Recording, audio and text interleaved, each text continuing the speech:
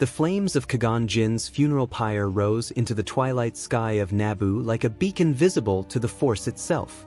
Orange light danced across the polished stone platforms overlooking the tranquil waters of Theed, while smoke spiraled upward into a sky painted with deep violet and crimson hues. Senators, royalty, Jedi, and soldiers stood in solemn silence as one of the Order's most respected masters completed his final journey into the Force. The Clone Wars had not yet begun. The Republic still believed peace could be preserved. The Jedi still believed they understood the will of the Force. Even the Sith, hidden behind masks and shadows, believed their plans remained invisible. Yet as the fire consumed Qui-Gon Jinn's mortal form, none of those gathered realized they were witnessing the end of one age and the beginning of another. The Force itself was changing. Far beyond the awareness of ordinary beings, currents older than recorded history surged through the cosmic force like titanic tides colliding across eternity. The death of Qui-Gon Jinn had created more than grief. It had created a wound. Not because a Jedi Master had fallen, but because the one Jedi who had truly begun understanding the living Force had been silenced before he could fulfill his purpose. The imbalance reverberated outward through time itself. Across countless stars, invisible energies twisted and converged around a single possibility. The Force was correcting something. If you enjoy epic Star Wars what-if stories like this one, make sure to like this video, share it with fellow Star Wars fans, comment below with which legendary Jedi or Sith you would want to see return next, and most importantly subscribe to the channel and turn on notifications so you never miss future adventures from across the galaxy. The mourners remained unaware as reality shifted around them. Obi-Wan Kenobi stood closest to the pyre, his blue eyes fixed upon the flames. The loss still felt unreal. Only hours earlier, Qui-Gon had been fighting beside him. Only hours earlier, he had spoken with confidence about the boy from Tatooine. Now he was gone. The weight of responsibility settled heavily upon Obi-Wan's shoulders. His master's final request echoed endlessly through his thoughts. Train Anakin Skywalker. Protect him. Guide him. Nearby, Anakin stood beside Queen Amidala and the surviving members of Naboo's leadership. The 9-year-old boy stared silently at the fire. He barely understood death. He barely understood the strange emotions swirling inside him. He only knew that the first Jedi who had ever believed in him was gone. Fear lingered beneath his grief, though he could not yet identify it. Fear of being abandoned. Fear of failing. Fear of losing everyone he cared about. The Force felt those fears. And it answered. A sudden gust swept across the funeral grounds. The flames surged violently. Several Jedi turned their heads in confusion. Master Yoda narrowed his eyes. Something moved within the Force. Not darkness. Not light. Something ancient. The sensation arrived without warning. Every Jedi present felt it simultaneously. The air grew heavier. The sounds of Naboo seemed to fade. Even the crackling fire became distant as an immense presence emerged from the depths of the cosmic force. Mace Windu immediately reached out through the Force. His expression hardened. Yoda's ears lowered. For the first time in centuries, uncertainty touched the faces of the Jedi Council. The presence was powerful beyond comprehension. Older than most civilizations. Neither Sith nor Jedi. Yet somehow both. The disturbance expanded rapidly. The flames surrounding Qui-Gon's pyre twisted into impossible shapes. Golden sparks erupted skyward, forming spiraling currents that circled above the gathering like miniature galaxies. Gasps spread through the crowd. Guards reached for weapons they could not possibly use against whatever was unfolding. Even the Gungans watching from nearby platforms sensed something extraordinary taking place. The Force itself appeared visible. Streams of blue and gold light converged above the funeral pyre. Then a figure emerged. At first it appeared translucent. A ghost. A memory. But unlike the shimmering Force spirits that would one day become known to a select few Jedi, this presence grew more solid with every passing second. Armor materialized first. Ancient robes followed. Twin lightsabers hung at the figure's sides. His face became visible beneath dark hair streaked with age and experience. His eyes opened slowly. And every Jedi felt the impact immediately.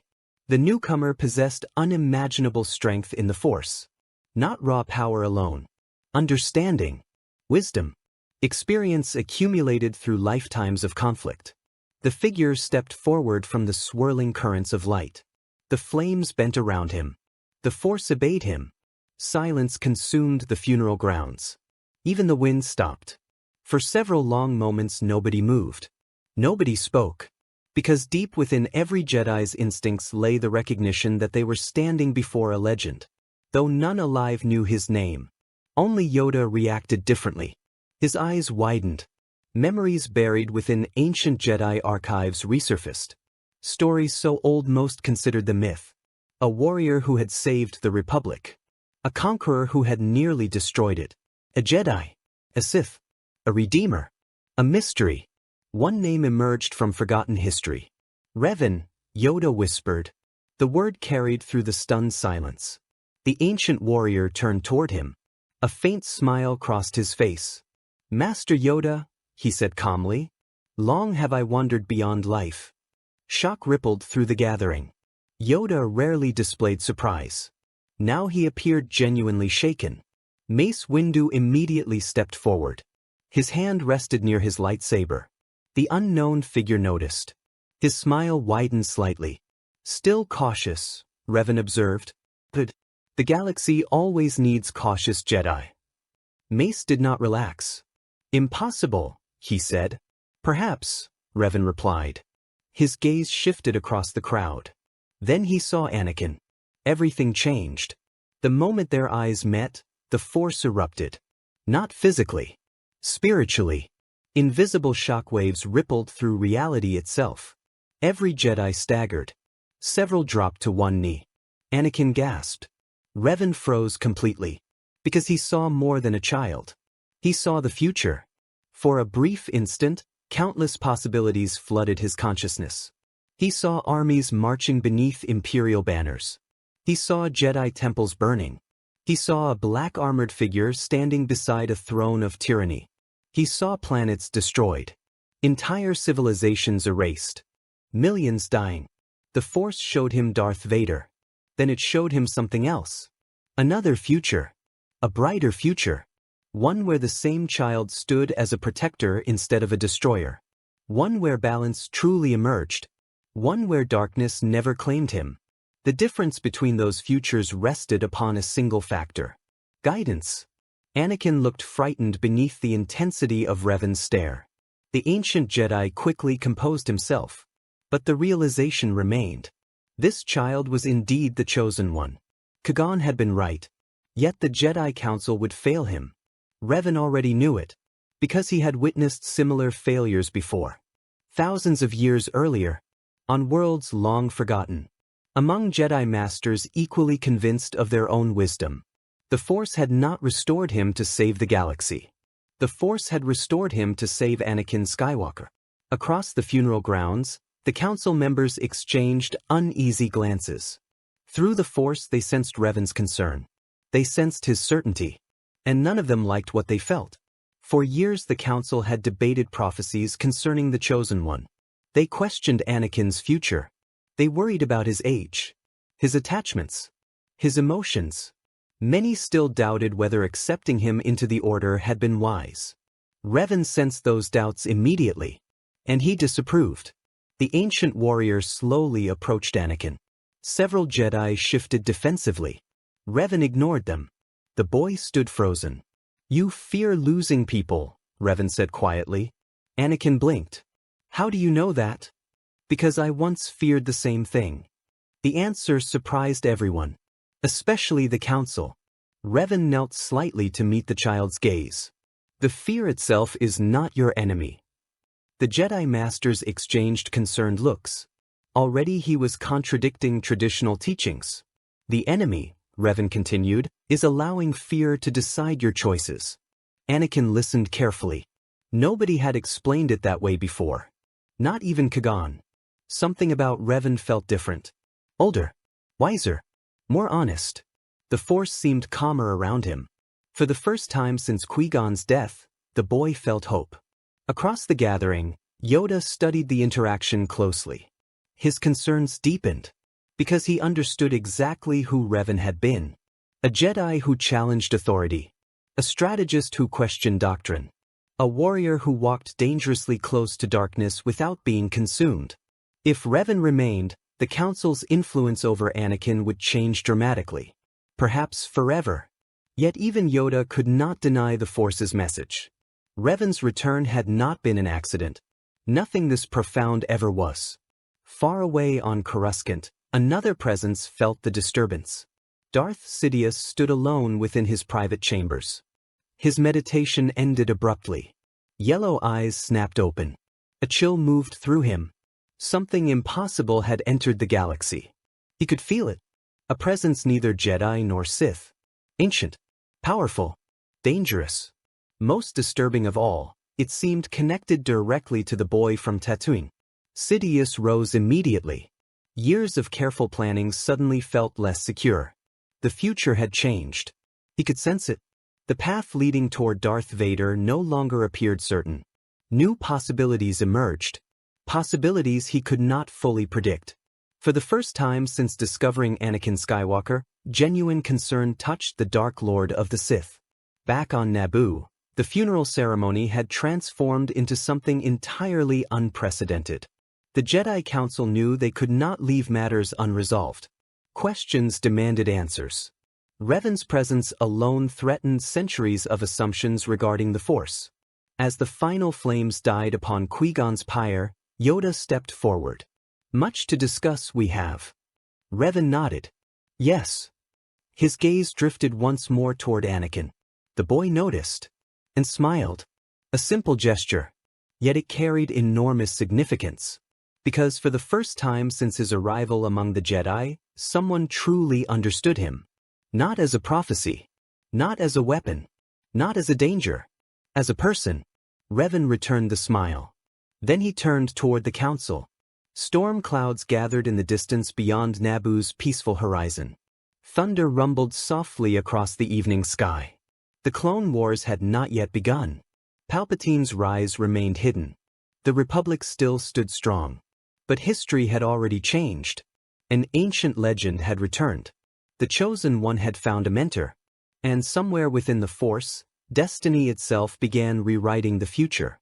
The Jedi High Council had faced wars, schisms, Sith resurgences, political upheaval, and countless crises during its long history, yet few moments in its existence carried the same sense of unease now hanging over the circular chamber atop the Jedi Temple. The room remained silent except for the distant hum of Coruscant's endless traffic streams far below. Sunlight filtered through the great windows, casting pale gold across polished floors and ancient chairs occupied by masters whose combined wisdom stretched back centuries. Yet despite all that accumulated experience, every member present could feel the disturbance standing before them. Revan. Not a memory. Not a Force vision. Not a spirit. The man himself. The legendary Jedi Knight who had become a conqueror. The fallen Sith Lord who had challenged empires. The redeemed hero who had saved the Republic from destruction.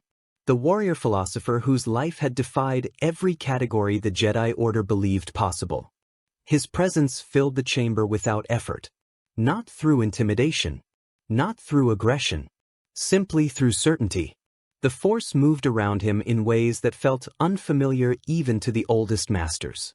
He stood calmly in the center of the room wearing simple robes that lacked any sign of rank or authority, yet somehow appeared more commanding than any Grand Master seated upon the Council itself. Yoda studied him carefully. Mace Windu remained motionless. Ki-Adi-Mundi watched with growing concern. Pelo Koon sensed currents within the Force that refused to settle.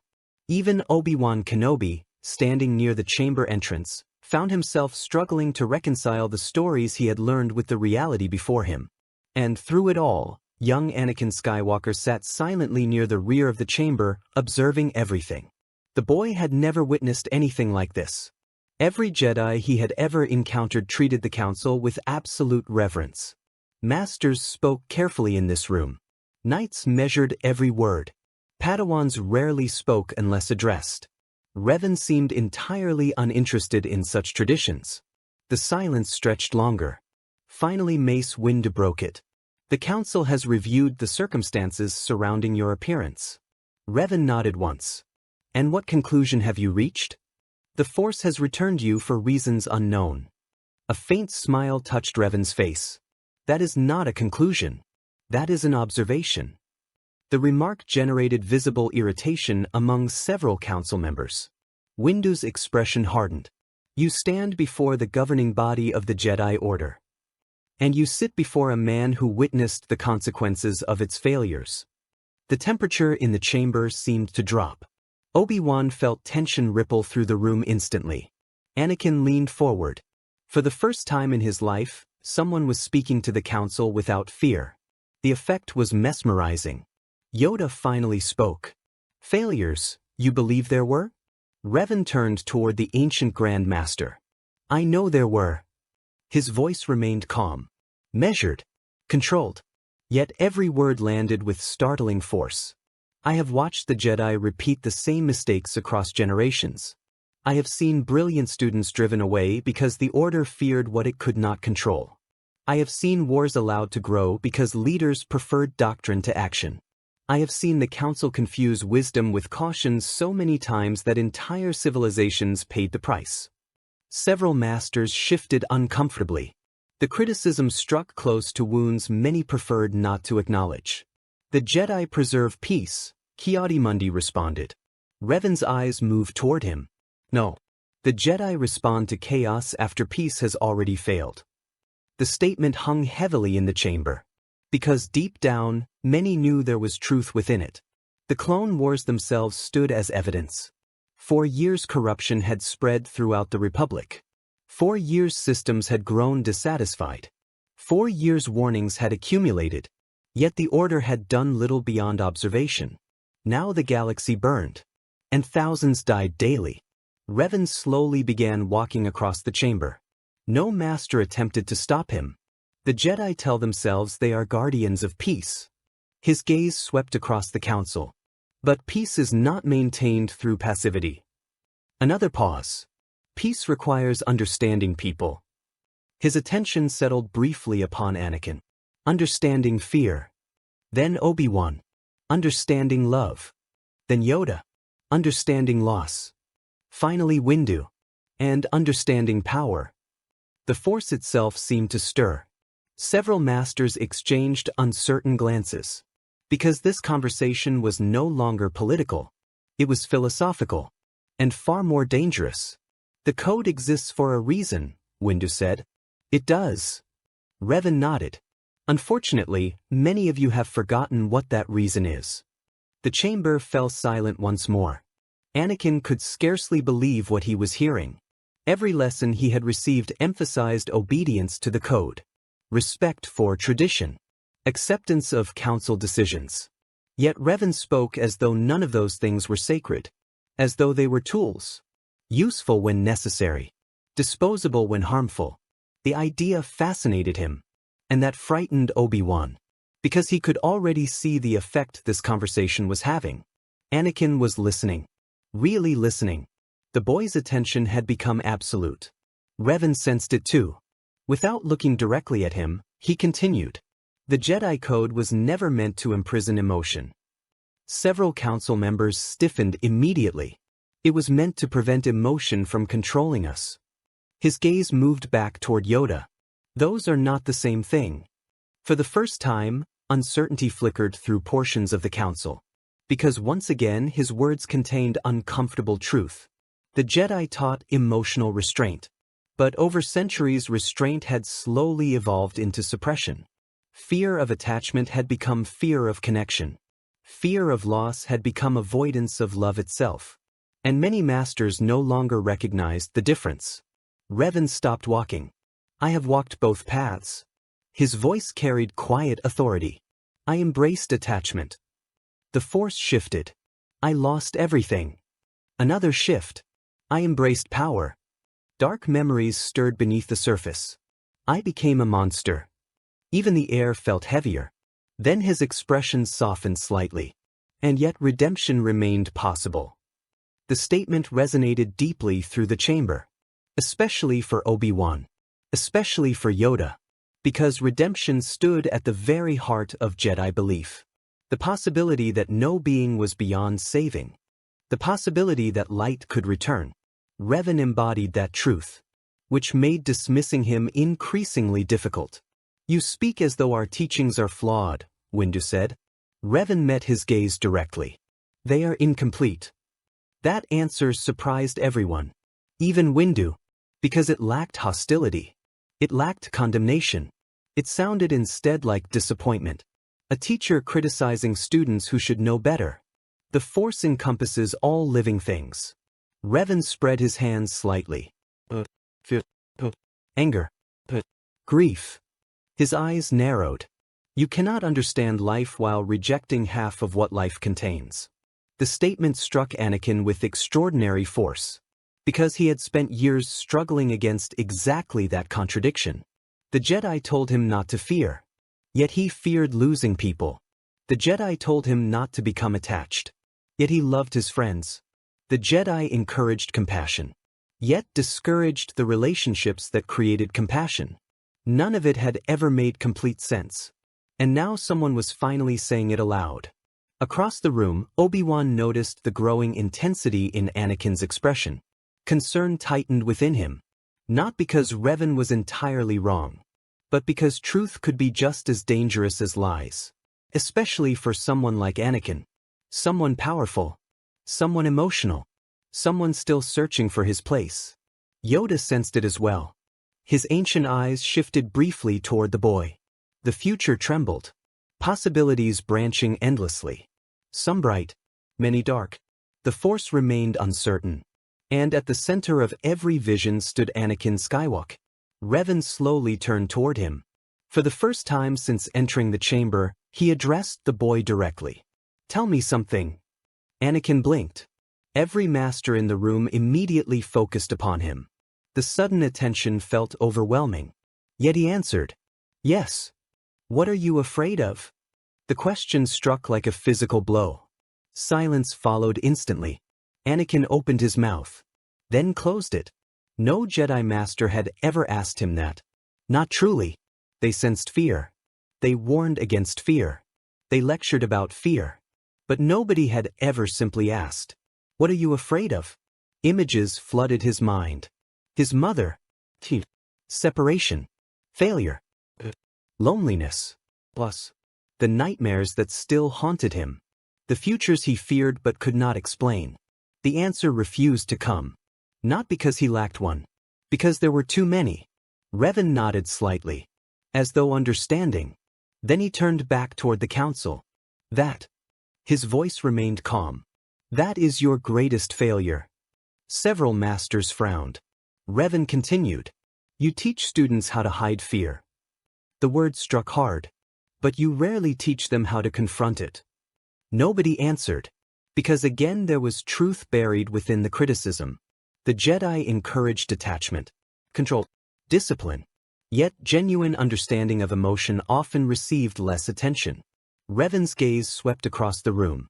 "You fear attachment because attachment can lead to suffering." His eyes hardened. Yet avoiding attachment creates suffering of its own. The chamber remained utterly still. Even Windu had stopped interrupting. Because the conversation had moved beyond argument. It had become examination. And examinations were uncomfortable, especially when they revealed weaknesses. Outside the temple, Coruscant continued its endless activity. Speeders crossed glittering skylanes. Senators argued within towering chambers. Clone officers planned campaigns. Entire populations moved through lives unaware that inside the temple, a confrontation was unfolding that might alter the future of the Jedi Order itself. Within the Force, ripples spread outward. Possibilities shifted. Paths diverged. And for the first time since Qui-Gon's death, someone had openly challenged assumptions that had guided the Order for generations. The Council still possessed authority. Still commanded respect. Still guided the Jedi. Yet doubt had entered the room. And doubt, once introduced, rarely disappeared. Most importantly, a young boy sat quietly absorbing every word.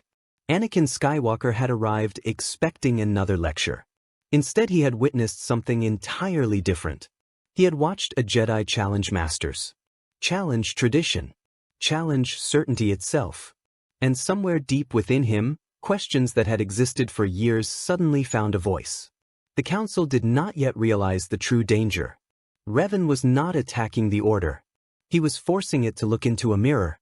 And mirrors often revealed truths far more unsettling than enemies ever could. As the meeting continued and tensions slowly deepened, both Yoda and Windu began to understand something troubling. The greatest threat Revan posed was not his power. It was the possibility that he might be right. And if he was right, then the future of Anakin Skywalker, and perhaps the fate of the entire Jedi Order, might depend upon whether anyone was willing to listen. The days that followed the confrontation within the Jedi Council chamber became some of the most unusual in the history of the Order. Coruscant remained consumed by the machinery of war as Republic fleets departed daily for distant battlefronts and casualty reports flowed endlessly into military command centers, yet inside the Jedi Temple a quieter conflict had begun. It was not a conflict fought with lightsabers or starships. No armies marched. No worlds burned. Instead, it unfolded through ideas, beliefs, and philosophies that had shaped the Jedi for generations. At the center of that struggle stood a single boy whose future seemed increasingly tied to forces far beyond his understanding. Anakin Skywalker had expected life to return to normal after Revan's arrival. Instead, every day seemed to push him further into uncertainty. The ancient Jedi had become a permanent presence within the temple, neither fully accepted nor openly rejected by the Council. Masters debated him endlessly. Some viewed him as a gift from the Force. Others regarded him as a dangerous disruption. Most occupied an uncomfortable position somewhere between admiration and concern. Yet regardless of their opinions, none could deny that Revan's presence had already changed the atmosphere within the Order. Questions were being asked that had not been asked in centuries. Assumptions were being challenged. Old certainties suddenly seemed less certain. And nowhere was that change more visible than in Anakin himself. The young Padawan found himself standing between two teachers whose similarities ended almost immediately after their shared commitment to the light side of the Force. Obi-Wan Kenobi and Revan both wished to guide him. Both genuinely cared about his future. Both desired to help him avoid the darkness they sensed lurking somewhere ahead. Yet the paths they offered could not have been more different. Obi-Wan remained faithful to the traditions of the Jedi Order. He believed discipline created strength. He believed patience created wisdom. He believed mastery came through control, restraint, and trust in the guidance of those who had walked the path before. His own life served as proof of those principles. He had lost Qui-Gon Jinn. He had endured pain and grief. Yet he continued forward because he trusted the teachings that had shaped him. Revan respected those teachings but viewed them through an entirely different lens. He had lived through eras when the Jedi Order itself had nearly ceased to exist. He had fought enemies so vast that entire sectors had burned beneath their advance. He had become both savior and destroyer. His experiences had taught him that doctrine could guide a person, but doctrine alone could never replace understanding. To Revan, emotion was not something to suppress. It was something to understand, master, and integrate into one's identity. The contrast fascinated Anakin. It also confused him. One morning he stood upon a vast training platform overlooking Coruscant's endless skyline. Dawn painted the city in shades of gold and silver while air traffic moved like rivers of light between towering skyscrapers. Thousands of levels below, trillions of beings began another day of existence. Above them, within the temple's peaceful heights, Anakin faced Obi-Wan during a sparring exercise. Blue lightsabers flashed through the morning air. Obi-Wan moved with practiced precision. Every strike possessed purpose. Every defensive maneuver flowed naturally into the next. Years of training guided his movements until they appeared almost effortless. Anakin attacked aggressively, relying upon instinct and speed, but Obi-Wan redirected each assault without apparent difficulty. The lesson continued for nearly an hour. By the end, Anakin's frustration had become obvious. "You keep anticipating everything." Obi-Wan lowered his lightsaber. "Because you announce your intentions before you act." Anakin frowned. "I do not." "You do." A small smile touched Obi-Wan's face.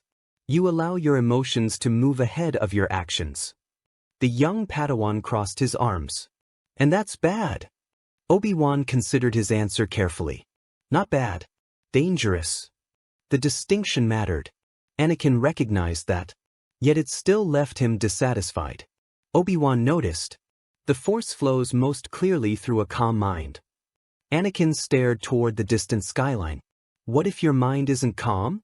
The question lingered. Obi-Wan sensed deeper meaning beneath it. He knew Anakin still struggled with fears regarding his mother. He knew the boy carried emotional burdens unlike those of most Jedi. He knew uncertainty often haunted him. Unfortunately, knowing those things and solving them were entirely different matters. You learn patience. Anakin sighed. The answer sounded familiar. Too familiar. Patience. Control. Discipline. The same words repeated endlessly throughout his training. Valuable words. Wise words. Yet sometimes they felt incomplete. As though something important remained unsaid. That afternoon he found himself training with Revan instead. The contrast proved immediate. They stood within one of the temple's ancient meditation gardens where flowing water moved through stone channels carved thousands of years earlier. Sunlight filtered through towering trees imported from distant worlds. The air carried scents of vegetation and fresh earth rather than polished metal and city exhaust. Revan sat beside a reflecting pool. Anakin waited expectantly. No lightsabers appeared. No training droids activated. No combat exercises began. Several minutes passed. Finally the boy spoke. Aren't we training? Revan opened one eye. We are. Anakin looked around. We're just sitting here. Revan smiled faintly. Exactly. The answer only increased his confusion. The ancient Jedi gestured toward the water. What do you see? Anakin glanced at the reflecting pool. My reflection. What else? The boy looked again. The sky. What else? Anakin hesitated. The trees. Revan nodded. And what happens if you disturb the water? The young Padawan reached down and touched the surface. Ripples spread outward immediately. His reflection distorted. The sky fragmented. The trees seemed to bend and break. Everything changed. Yet nothing had actually changed at all. Only the reflection. Revan watched him carefully. Many Jedi spend their lives trying to eliminate every ripple. Anakin considered that. The meaning seemed obvious. The emotions are the ripples. Partly. Revan nodded. The problem is that emotions are not the enemy. The ancient Jedi leaned forward slightly. Fear becomes dangerous when ignored. His gaze remained steady. Anger becomes dangerous when denied. Another pause followed. Love becomes dangerous when treated like a crime. The word struck deeply, especially the last one, because Anakin immediately thought of his mother. He thought of Padme. Though he barely understood those feelings yet, he sensed their growing presence. The Jedi taught him to fear attachment.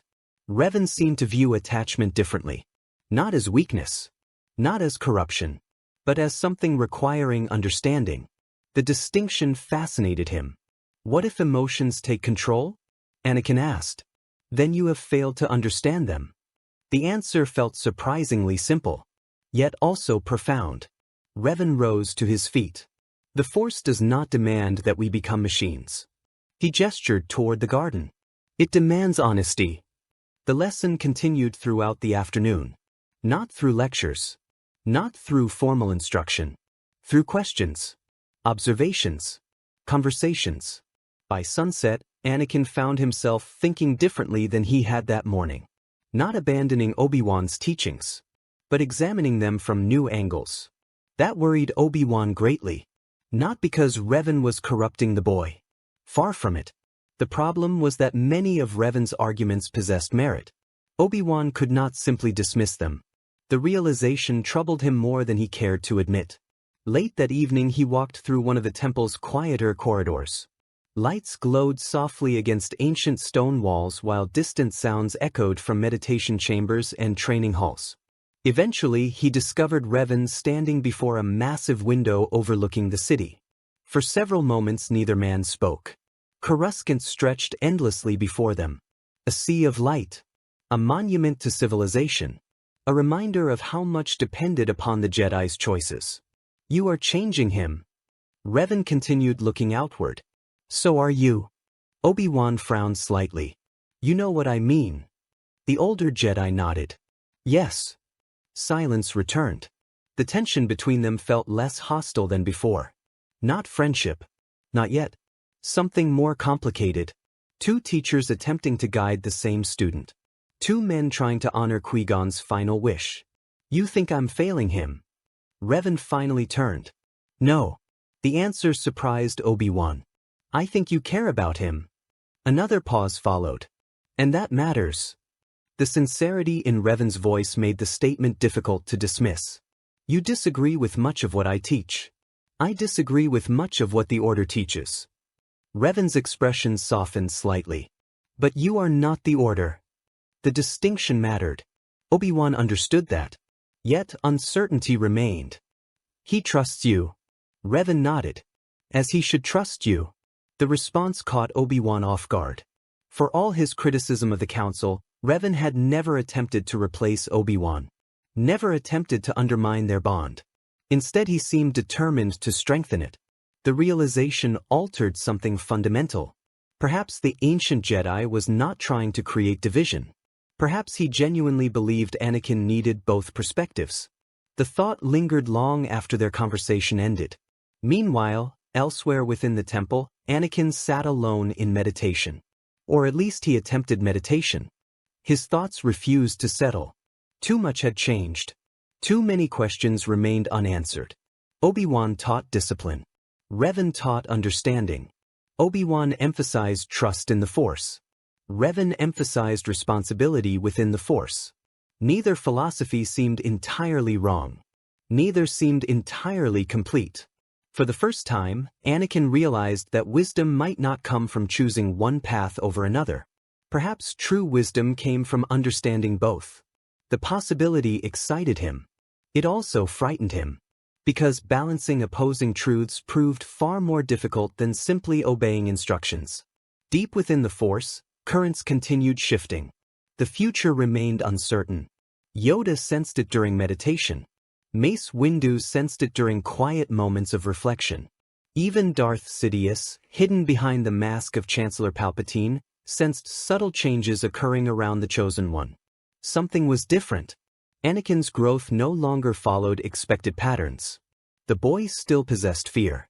Still possessed passion. Still possessed extraordinary potential. Yet now another influence stood between him and the destiny Sidious had carefully cultivated. Revan. The ancient Jedi's return had created variables no Sith plan had anticipated. And as weeks became months, those variables continued multiplying. Anakin Skywalker was no longer learning from a single master. He was learning from two. One represented the Order as it existed. The other represented what the Order might have been. And somewhere between those philosophies, the future of the galaxy itself was slowly beginning to take shape. The Force watched. The Jedi watched. The Sith watched. Because whether anyone realized it or not, the education of one apprentice had become the most important battle of all. The Clone Wars continued to spread across the galaxy like a firestorm consuming everything in its path. Every day brought fresh reports of battles fought above distant worlds, Republic victories balanced by Separatist counterattacks, and casualty lists that grew longer with each passing week. To most beings within the galaxy, the war appeared to be the defining struggle of their age. Senators debated military budgets. Admirals planned campaigns. Jedi Knights led clone armies into combat zones stretching across thousands of systems. Entire civilizations focused their attention upon the conflict unfolding before them. Very few understood that a far more dangerous war existed beneath the surface. A hidden war. A war of manipulation. A war fought not with armies but with secrets. And Revan had begun to see its outlines. The ancient Jedi spent weeks studying every piece of information the Order possessed regarding the events surrounding Naboo, the Trade Federation crisis, and the death of Qui-Gon Jinn. At first glance, the evidence appeared straightforward. Darth Maul had emerged from the shadows, served a mysterious Sith master, and attempted to advance some larger plan. The Republic had survived. The Sith apprentice had died. The threat appeared contained. To most Jedi, the case seemed largely closed. To Revan, it felt incomplete. Far too incomplete. He had spent enough of his life hunting Sith Lords to recognize the patterns hidden beneath visible events. The dark side thrived upon deception. Sith victories rarely appeared as victories. Their greatest triumphs often looked like defeats. Every significant conflict contained layers concealed beneath layers. Every apparent setback hid opportunities. Every sacrifice served a larger purpose. The more Revan examined the available records, the more one question refused to leave him. Why reveal Darth Maul at all? The Sith had remained hidden for 1,000 years. They had survived through secrecy, patience, careful manipulation. Then suddenly one apprentice appeared openly on Naboo. He engaged Jedi in direct combat. He exposed the existence of the Sith. And then he died. The sequence made no sense. Unless his purpose had never been victory. Unless he had merely been a distraction. The realization disturbed Revan deeply. Because distractions existed to conceal something else. Something more important. One evening, long after most of the temple had settled into silence, Revan sat within the Jedi archives surrounded by towering shelves of knowledge accumulated across millennia. The vast chamber glowed softly beneath suspended lights while rows of hollow projectors cast shifting patterns across polished floors. Ancient records floated before him as he compared events separated by years. Trade disputes, corporate alliances, political crises, military appropriations, senatorial conflicts. Viewed individually, each appeared ordinary. Viewed together, a different picture emerged. Someone had been shaping events. Not openly. Subtly. Patiently. Entire crises seemed to build toward outcomes benefiting the same hidden interests. Systems grew dissatisfied with the Republic. Separatist sentiment expanded. Military resistance weakened. Political divisions deepened. The Republic became increasingly vulnerable. Almost as though someone wanted war. The thought itself was alarming. The implications were worse. Because orchestrating conflict on such a scale required influence beyond anything a normal politician could achieve. The force stirred around him. Fragments of instinct sharpened into suspicion. A hidden Sith master existed. Of it there could be no doubt. But perhaps that Sith master occupied a position far closer to power than anyone imagined. Elsewhere within the temple, Anakin continued balancing his dual education beneath Obi-Wan and Revan.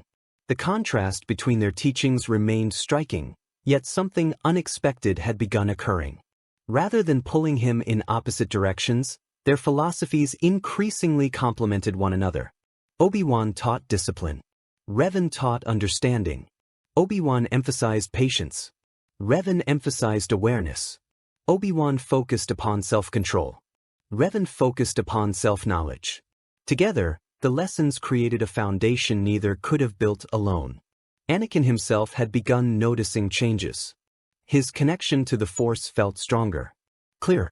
Not because he possessed greater power. Because he possessed greater understanding of the emotions moving within him. Fear no longer felt like an enemy lurking in darkness. It felt like something he could examine. Something he could confront. The improvement pleased Obi-Wan even as it unsettled portions of the Council. Several masters privately worried that Revan's influence might eventually lead Anakin toward dangerous territory. Others quietly acknowledged that the boy seemed healthier than before. More balanced. Less conflicted. The debate remained unresolved. Meanwhile, Revan's investigation accelerated. His suspicions eventually led him beyond the temple walls and into the political heart of Coruscant itself. The Galactic Senate stood as one of the most powerful institutions in known space. Thousands of representatives gathered beneath its vast dome to debate laws, negotiate treaties, and shape the future of entire star systems. Officially, it served as the center of democracy. Unofficially, it served as a battlefield where influence, ambition, and hidden agendas collided daily. Revan walked its halls with careful attention. Listening. observing, watching. Few recognized him immediately. Most senators knew little about ancient Jedi history. To them, he appeared simply another member of the Order. Yet the Force whispered constantly. Tiny disturbances. Subtle currents. Shadows moving beneath the surface. Nothing concrete. Nothing definitive. But enough to deepen his concerns. During one visit, he observed Chancellor Palpatine addressing a committee regarding military logistics. The speech itself seemed ordinary. Reasonable. Entirely appropriate for a leader guiding the Republic through wartime. Yet something about the man immediately captured Revan's attention. Not darkness. Not openly. Nothing so obvious. The sensation proved more subtle. Palpatine felt carefully controlled. Every gesture measured. Every word deliberate. Every emotional response perfectly calibrated. Revan had encountered similar individuals before. Masters of manipulation. Architects of deception. People who wore masks so effectively that even Force sensitives struggled to perceive the truth beneath them. The Chancellor smiled warmly as he spoke. Senators listened attentively. Political allies praised his leadership. Nothing appeared suspicious. Yet the Force remained strangely quiet around him. Too quiet, like still water hiding immense depths. The sensation lingered long after the meeting concluded. Revan left with more questions than answers. That night he meditated within one of the temple's highest chambers. Coruscant's light stretched endlessly beneath him. The city never slept. Neither, it seemed, did destiny. He allowed the Force to guide his thoughts. Allowed instinct to move where logic could not. Images emerged gradually. The Senate. A shadow standing behind events. Always just beyond sight. Never fully visible. The vision shifted. A throne. A storm. Countless worlds burning. Then darkness swallowed everything. Revan opened his eyes immediately. His expression hardened. The future remained clouded. Yet the warning felt unmistakable. Something vast moved behind the Clone Wars. Something connected to the Sith. And every instinct told him the dangers sat far closer than anyone realized. Across the city, in a private office overlooking the Senate district, Chancellor Palpatine stood alone beside towering windows. Night had fallen hours earlier.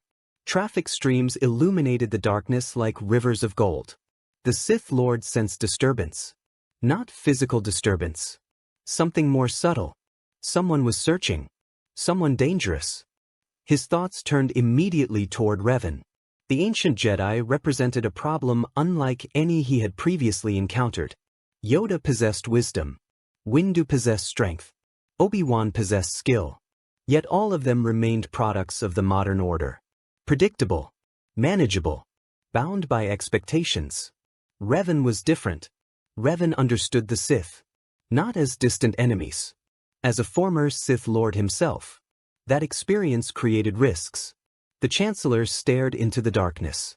For years every piece of his grand design had unfolded precisely as intended. The Republic weakened.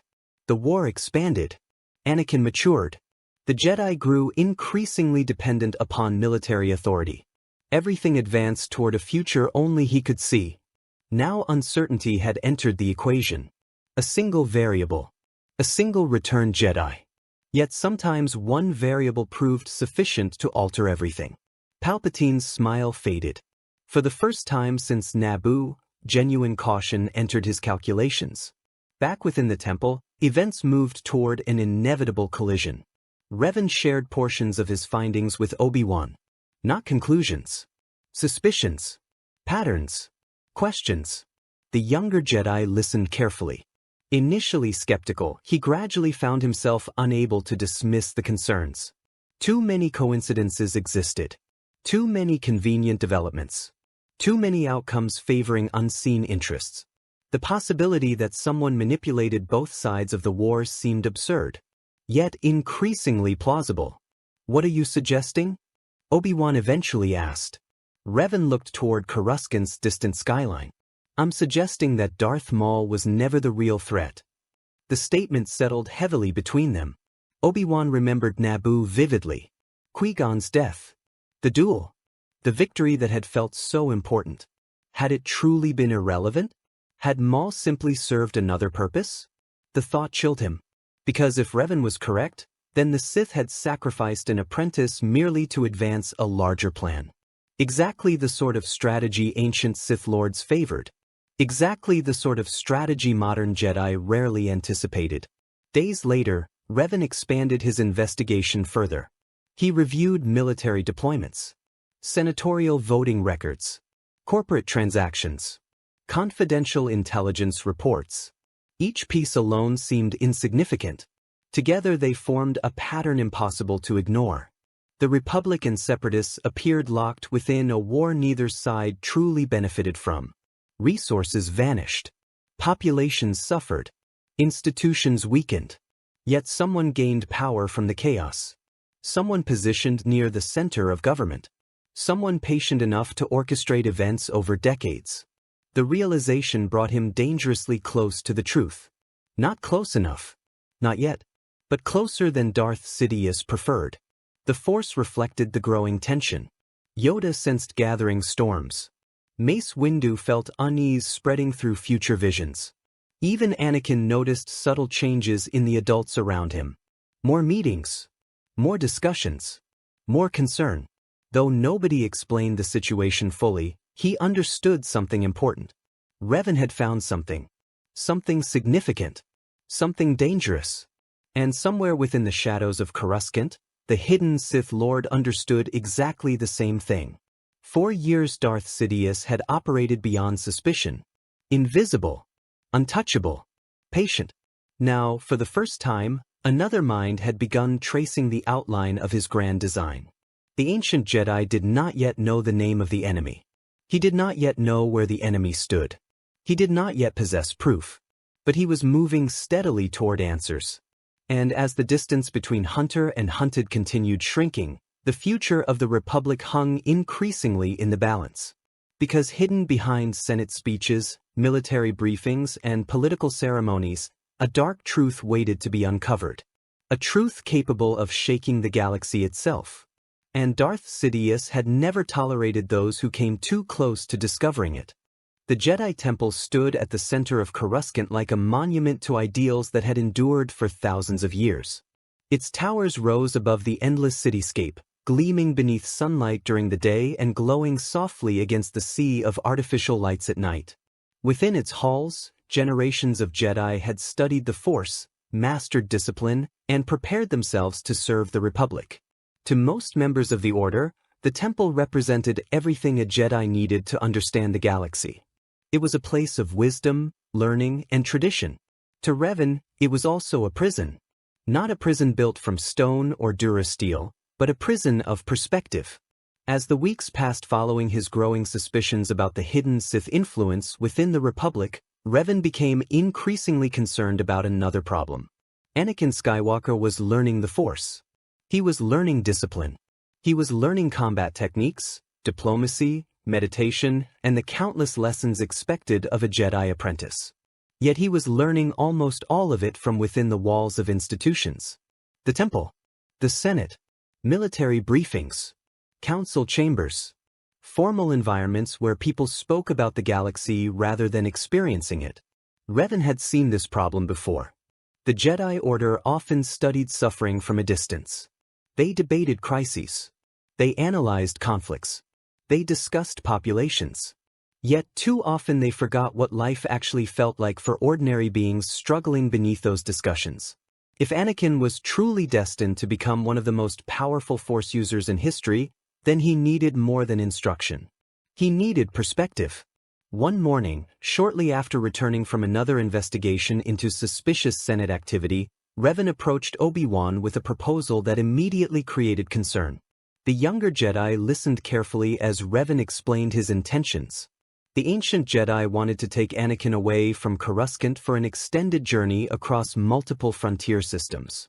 There would be no formal diplomatic mission, no military objective, no council assignment. They would simply travel, observe, learn, experience. Obi-Wan understood the reasoning almost immediately. He also understood why the council would dislike it. The council won't approve, he admitted. Revan smiled faintly. Then it is fortunate that I am not asking for their approval. The response sounded exactly like something that would infuriate Mace Windu. Perhaps because it eventually did. When the matter reached the council chambers, objections emerged almost instantly. Some masters argued that Anakin's training required structure. Others worried about exposing the boy to unnecessary risks during wartime. Several questioned whether Revan's unconventional methods might encourage further independence at a time when discipline remained essential. Yoda remained silent for much of the discussion. Eventually his ancient eyes settled upon Revan. "Teach the boy you wish. I wish him to understand what he's fighting for." The answer lingered within the chamber. Because despite the objections, few could honestly argue against it. The Republic consisted of more than senators and generals. The galaxy contained more than Jedi and Sith. If Anakin was to shape the future, perhaps he should understand the people living within that future. Reluctantly, permission was granted. Days later, a modest transport departed Coruscant carrying only Revan, Anakin, and a small crew. The moment the city planet disappeared behind them, Anakin felt a sense of freedom unlike anything he had experienced since entering the Order. 4 years his life had revolved around expectations, training schedules, lessons, responsibilities. Now the stars stretched endlessly before him. Unknown worlds waited beyond hyperspace. Possibilities filled the future. For the first time in a long while, excitement replaced pressure. Their first destination lay far from major trade routes. The planet was little more than a dusty agricultural settlement positioned near the edge of Republic-controlled space. No famous battles had occurred there. No important senators represented its interests. No major corporations operated facilities on its surface. To Coruscant, it was insignificant. To the people living there, it was home.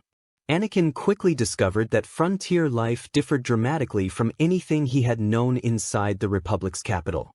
Farmers worked from sunrise until long after sunset. Families repaired their own equipment because replacement parts arrived infrequently. Settlers faced dangers ranging from environmental disasters to pirate raids without any guarantee that help would arrive in time. The reality surprised him. He had always understood that life outside the core worlds could be difficult. Understanding it intellectually and witnessing it personally proved very different experiences. One evening, while helping repair irrigation systems damaged during a recent storm, Anakin asked why the settlers remained despite constant hardships. The answer came from an elderly woman whose face bore decades of scars left by harsh frontier conditions. "Because this place is ours." The simplicity of the statement struck him deeply.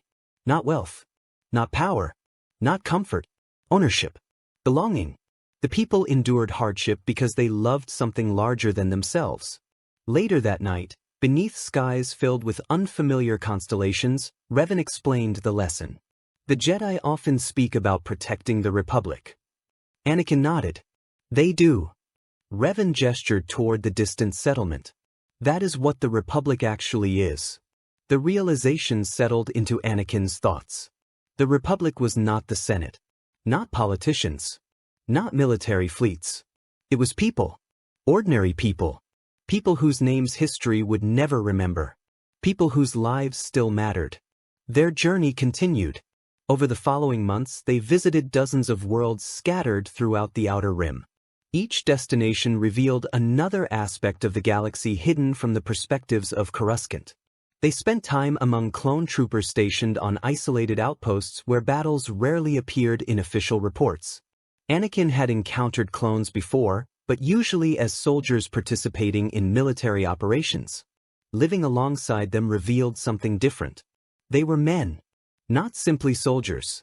Men with fears, dreams, humor, loyalty. The realization affected him profoundly. One clone commander explained that many within the Republic viewed clones as equipment rather than individuals. Assets to be deployed. Resources to be spent. Anakin hated the idea immediately. These men laughed, shared stories, risked their lives for one another. How could anyone view them as anything less than human? Revan observed the reaction carefully. Another lesson learned. Leadership required seeing people as individuals. Not numbers. Not statistics. Not tools. The future would test that lesson repeatedly. Later their travels brought them into contact with smugglers operating along dangerous hyperspace routes. The Council would likely have disapproved of the association, but Revan considered it essential. Smugglers occupied a strange position within galactic society. Some were criminals. Others were simply survivors navigating systems abandoned by legitimate commerce. Many existed somewhere between. The experience forced Anakin to confront moral complexity. Not every situation fit neatly into categories of right and wrong. Some smugglers transported illegal goods. Others delivered medicine to worlds neglected by bureaucracies. Some broke laws for profit. Others broke laws because following them would allow innocent people to suffer. Reality proved messier than Jedi philosophy often suggested. Revan encouraged observation rather than judgment. The Force did not exist to simplify difficult choices. It existed to help navigate them. Perhaps the most important lessons occurred when their journey brought them into contact with Mandalorians. The memories stirred something ancient within Revan. Long before Anakin's birth, before the Clone Wars, before countless modern conflicts, Revan had fought against the Mandalorian Crusades. Entire worlds had burned during that war. Entire civilizations had fallen. Yet time had changed many things. The Mandalorians they encountered were warriors, certainly, but they were also families, leaders, craftsmen, and survivors. Anakin found them fascinating. Their culture revolved around responsibility. Strength existed not merely to dominate but to protect. Honor mattered. Loyalty mattered. Actions mattered. Excuses did not. The simplicity appealed to him. One Mandalorian veteran spent hours discussing leadership with the young Jedi. The warrior had commanded soldiers for decades and carried enough scars to prove it. His perspective differed significantly from that of the Jedi. Your men don't care how powerful you are. The statement surprised Anakin. The veteran continued. They care whether you'll stand beside them when things go wrong. The lesson remained with him. Because leadership was not about authority. It was about trust. Across countless worlds, through countless encounters, Anakin's understanding of the galaxy expanded. He saw poverty and prosperity, hope and despair, courage and fear. He witnessed heroes who would never appear in history books and ordinary citizens who displayed greater bravery than famous generals. Most importantly, he began understanding something Revan had wanted him to learn from the beginning. The Force connected all living things. Not as an abstract concept. As reality. Every choice created consequences. Every life possessed value. Every action carried responsibility. Meanwhile, far away on Coruscant, events continued unfolding around the hidden Sith conspiracy. Reports regarding Revan's investigations continued reaching the Council. Some masters worried he was drifting further from traditional Jedi methods. Others quietly admitted that Anakin's growth seemed undeniable. When the boy eventually returned for periodic evaluations, the differences proved impossible to ignore. He demonstrated greater emotional balance, greater maturity, greater empathy. Most surprising of all, his fear appeared diminished. Not eliminated. Fear could never be completely eliminated, but it no longer controlled him. He understood it, recognized it, faced it. The transformation impressed even skeptical council members, though few openly admitted it. For Revan, however, the success represented only part of a larger objective. Because while Anakin learned about leadership, responsibility, and sacrifice, Revan continued gathering information. Every frontier world revealed new perspectives regarding the Republic. Every conversation exposed weaknesses within the system. Every journey added pieces to a puzzle still missing its center. The hidden Sith Lord remained concealed. But the galaxy itself provided clues. Corruption spread farther than many realized. Political influence reached deeper than expected.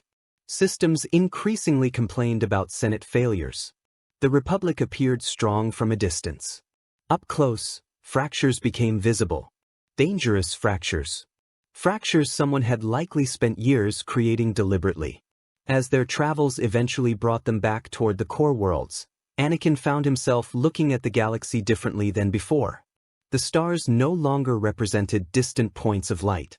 They represented people, communities, lives, responsibilities. The lesson Revan intended from the beginning had finally taken root. A Jedi could not protect what he failed to understand. And understanding required more than meditation chambers and council debates. It required experience, connection, perspective. The future awaiting Anakin Skywalker remained uncertain. The shadow of Darth Sidious continued growing. War continued spreading. Destiny continued moving toward inevitable confrontation. Yet one thing had changed. The boy who had left Coruscant months earlier was not the same young Jedi returning home. He possessed greater wisdom, greater empathy, greater understanding of what leadership truly meant. And when the darkness finally came for the galaxy, those lessons would matter far more than anyone yet realized. The Force had always shown visions. For thousands of years, Jedi and Sith alike had peered into currents of possibility, catching fleeting glimpses of futures that might one day come to pass. Entire wars had been influenced by prophecy. Great victories had been born from foresight. Catastrophes had been avoided because someone, somewhere, had seen danger approaching through the endless river of time. Yet Revan understood a truth that many Jedi often forgot. The future was never fixed. The Force revealed possibilities, not certainties. Even so, some visions carried enough weight to shake civilizations. And some were terrible enough to break hearts. The journey back toward Coruscant had been peaceful on the surface. Anakin spent much of the voyage reflecting on everything he had learned throughout the Outer Rim. The stars beyond the viewport no longer felt distant and anonymous. Every hyperspace route now connected real people and real lives. Every system contained stories that mattered. Every decision made by Jedi, senators, and military leaders affected countless individuals who would never sit inside chambers of power. Revan observed the transformation with quiet satisfaction. The boy was growing, not merely stronger, wiser, more grounded, more aware of consequences. The qualities of a true leader were beginning to emerge. Yet beneath that progress lingered a shadow neither of them could fully ignore. The future. Ever since returning from the Netherworld, Revan had occasionally experienced disturbing sensations whenever he looked too deeply into Anakin's destiny. Most Force visions appeared fragmented and incomplete. Images drifted like smoke through consciousness before vanishing. They rarely provided clear answers. Anakin's future behaved differently. Whenever Revan reached toward it, something pushed back. Something powerful. Something wrong. It reminded him of standing near a massive storm hidden just beyond the horizon. Invisible, yet impossible to ignore. The feeling grew stronger with every passing month. Eventually Revan realized he could no longer avoid confronting it. The answers needed to be found. Not because he feared the future, because he feared what ignorance might allow. Their opportunity came shortly after arriving on Ossus. Long before the rise of the modern Jedi Order, the ancient world had served as one of the greatest centers of Force knowledge in galactic history.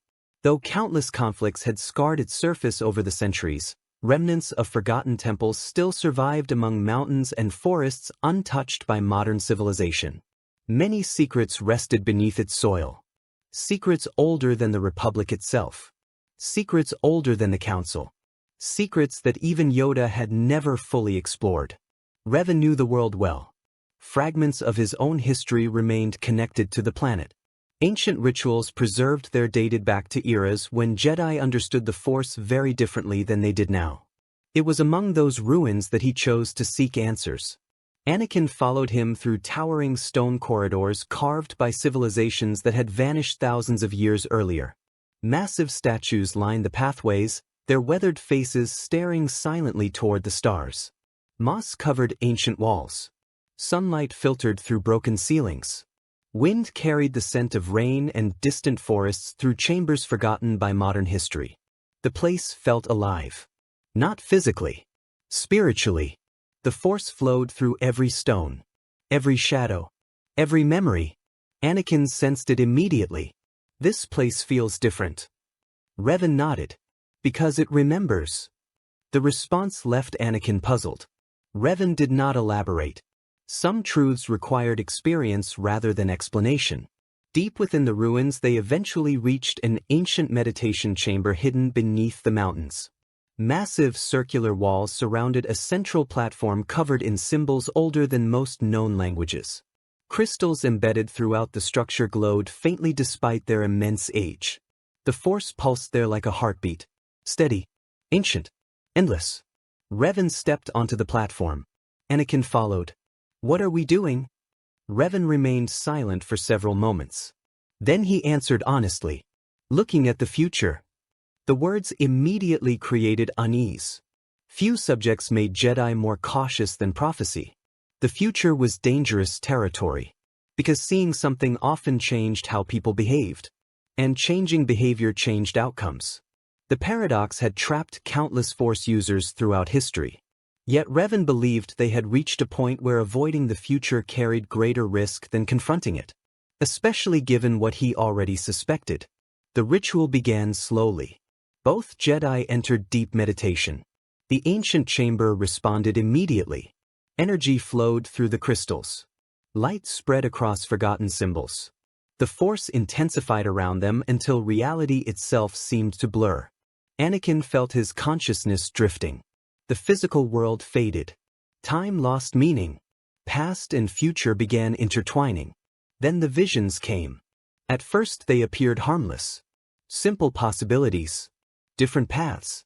Different outcomes. He saw himself as a Jedi Knight standing beside Obi-Wan. He saw himself leading Republic forces during great victories. He saw worlds liberated from war. Friends smiling. Peace spreading across the galaxy. Success. Triumph. The images passed quickly, replaced by darker possibilities. He saw battlefields burning beneath black skies. Jedi temples collapsing. Entire star systems consumed by conflict. The Republic falling. Millions dying. Fear gripped him. Yet none of it prepared him for what came next. The darkness arrived suddenly. Violently. Like a blade cutting through reality. Anakin found himself standing inside an unfamiliar chamber illuminated by red light. Machines surrounded him. Metal. Unimaginable pain. He looked downward. His body was gone. Or rather, parts of it remained. The rest had been replaced. Mechanical limbs. Life support systems. Black armor. The sensation horrified him. The figure turned toward a reflective surface. And Anakin saw his own face. Broken. Burned. Consumed. Then the helmet descended. Darkness swallowed everything. The breathing began. Slow. Mechanical. Monstrous. Anakin felt terror unlike anything he had ever experienced. Not because of the appearance. Because he knew. Deep inside, beyond logic and reason, he knew exactly who he was seeing. Himself. Not merely a possibility. Not merely a nightmare. Something far worse. A future so powerful that it echoed through the Force itself. Darth Vader. The name emerged like poison. The vision exploded outward. Entire worlds burned. Jedi died. The Republic transformed into an empire. Clone troopers marched beneath banners of tyranny. Friends became enemies. Hope vanished. Darkness consumed everything. And at the center stood the black-armored figure. Anakin Skywalker. Darth Vader. The executioner of the Jedi Order. The enforcer of a Sith empire. A symbol of fear across the galaxy. The horror struck with such force that Anakin nearly lost consciousness. Across the chamber, Revan experienced the same vision. But unlike Anakin, he saw even more. He saw the path leading there. The manipulation. The fear. The grief. The isolation. The slow corruption. He saw Palpatine. Not openly. Not clearly. But enough. Enough to understand. The hidden Sith Lord stood at the center of everything. Patiently shaping events. Patiently guiding Anakin toward destruction. The realization hit Revan harder than any battle he had fought. Because for the first time since returning from the Netherworld, he understood the true scale of the threat. The galaxy was not merely approaching darkness. The darkness already existed. Waiting. Preparing. Growing. The visions continued. Anakin witnessed himself hunting Jedi, destroying worlds, serving evil. Every image felt more unbearable than the last. Eventually the ritual collapsed. The chamber shook violently. Energy erupted from the crystals. Ancient walls trembled. Then silence returned. Both Jedi awoke simultaneously, breathing heavily. Sweat covered their faces. Neither spoke immediately. Words felt inadequate. The weight of what they had seen lingered like a wound. Finally Anakin broke the silence. Was it real? The question echoed through the chamber. Revan looked at him carefully. The boy appeared shaken, terrified. For the first time in months, uncertainty dominated his expression. Revan considered his answer, then chose honesty. It is a future. Anakin stared at him. Mine. One possibility among many. The distinction mattered. More than anything else, it mattered. Because prophecy became dangerous when people mistook possibility for certainty. Anakin lowered his gaze. But it felt real. It felt real because it could happen. The truth hurt. Yet avoiding it would only make things worse. The young Jedi remained silent. Thoughts raced through his mind. Fear, confusion, disbelief. Part of him wanted to reject everything he had seen. Another part could not. The emotions felt too authentic. The darkness too convincing. Eventually he asked the question that mattered most. Can it be stopped? Revan smiled faintly. Not because the situation was amusing. Because the question itself revealed something important. Anakin had not asked whether the future was inevitable. He had asked whether it could be changed. Hope remained. The future is always changing. The answer hung in the air. Anakin listened carefully. Revan continued. If destiny were fixed, the Force would never show visions. There would be no purpose. The future exists as possibilities. Every choice reshapes it. The explanation slowly eased some of the fear. Not all, but enough. Because the vision had shown something terrible. Yet it had not shown certainty. Only danger. Only a warning. The distinction became crucial. Over the following days they remained on Ossus, discussing everything they had witnessed. The conversations were difficult, sometimes painful, yet necessary. Revan explained how fear often created the very futures people hoped to avoid. He shared stories from his own life. Times when prophecy had nearly trapped him. Times when certainty had become a prison. Anakin listened carefully, learning, processing, growing. Eventually a deeper understanding emerged. The vision of Darth Vader represented more than a future. It represented choices. Fear, attachment, plus power. Every element reflected decisions yet to be made, which meant those decisions could still change. Meanwhile, far away on Coruscant, another figure sensed ripples spreading through the Force. Darth Sidious paused during meditation. Something had shifted. Not enough to identify. Not enough to understand. Yet enough to concern him. The future felt slightly different. Less predictable. Less secure. The sensation passed quickly. But it lingered within his thoughts. For the first time in years, uncertainty touched the Sith Lord's plans. And uncertainty was dangerous. Back on Ossus, as twin moons rose above ancient ruins and silver light illuminated forgotten temples, Revan stood beside Anakin overlooking endless forests stretching toward the horizon. The future remained uncertain. The threat remained real. Darth Vader still existed somewhere within the currents of possibility. Yet so did countless other futures. Countless other destinies. The Force had shown them a nightmare. Now they possessed a choice. Accept it, or fight against it. Revan had spent 2 lifetimes defying destiny. He had no intention of stopping now. And as he looked at the young chosen one standing beside him, he sensed something important. The future had changed. Only slightly. Only enough to notice. But changed nonetheless. For the first time since witnessing the terrible shadow of Darth Vader, hope burned brighter than fear. And somewhere beyond the stars, hidden behind masks and deception, a Dark Lord of the Sith remained completely unaware that the future he had spent years constructing was beginning to crack. The Clone Wars did not begin with a single battle. They began with 1,000 failures. Years of political corruption, corporate greed, hidden manipulation, and growing mistrust gradually pushed the Republic toward a breaking point. Entire sectors threatened secession. Trade disputes became military confrontations. Diplomatic solutions collapsed one after another until eventually the galaxy found itself standing on the edge of an abyss. Most citizens never understood how carefully the crisis had been engineered.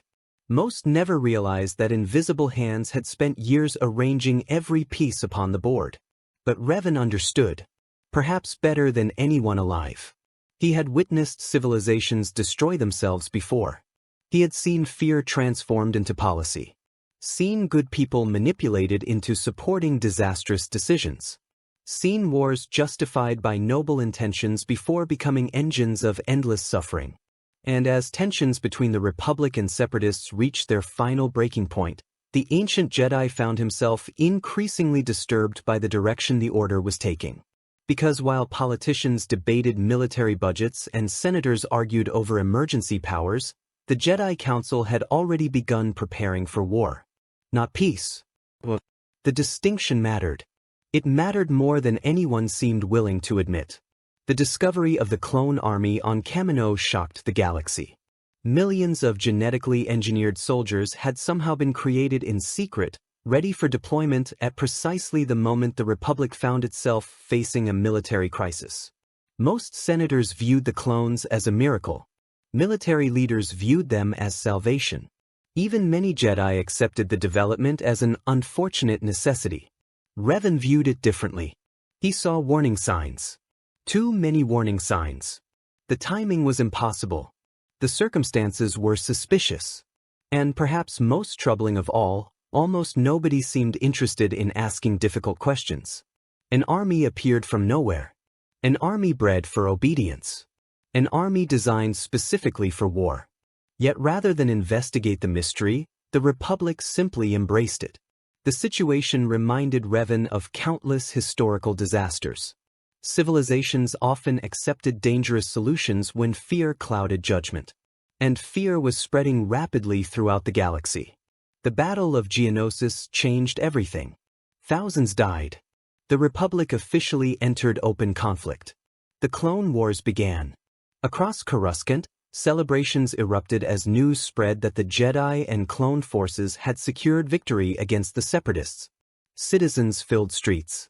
Senators praised military successes. HoloNet commentators spoke confidently about swift triumph and inevitable peace. Revan watched the celebrations from a high balcony overlooking the city. The endless sea of lights stretching across the planet seemed beautiful from a distance. Yet beneath that beauty he sensed something darker. Excitement, patriotism, fear, anger, all combining into a dangerous emotional storm. The Force reflected it. The currents surrounding Coruscant felt heavier than before. More turbulent, more violent, and the war had barely begun. Anakin stood beside him.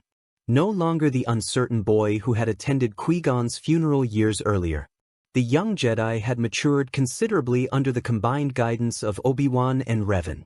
His skills continued advancing at extraordinary speed.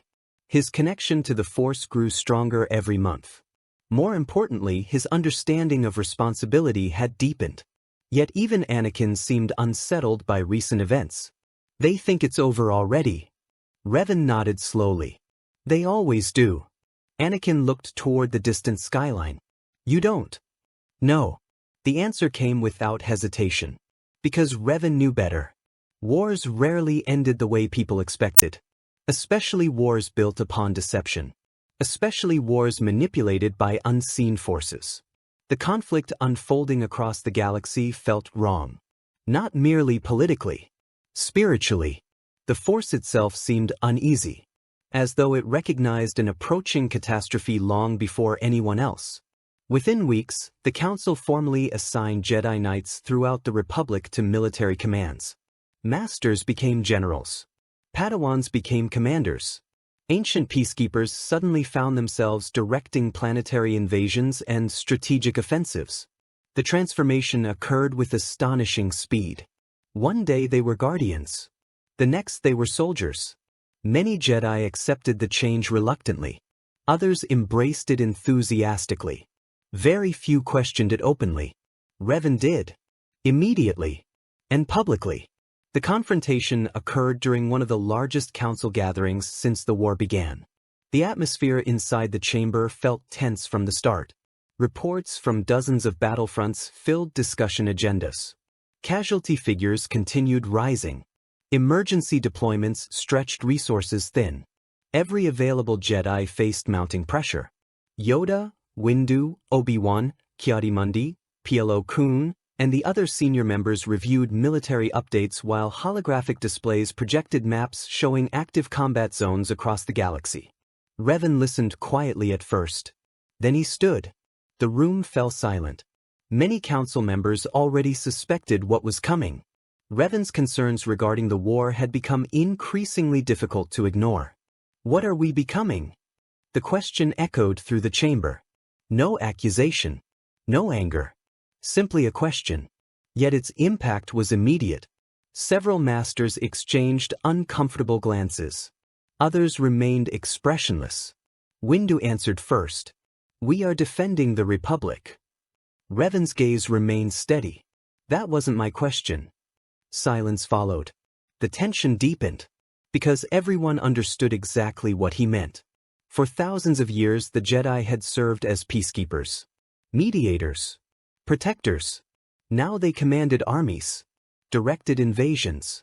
Planned military campaigns. Led troops into battle.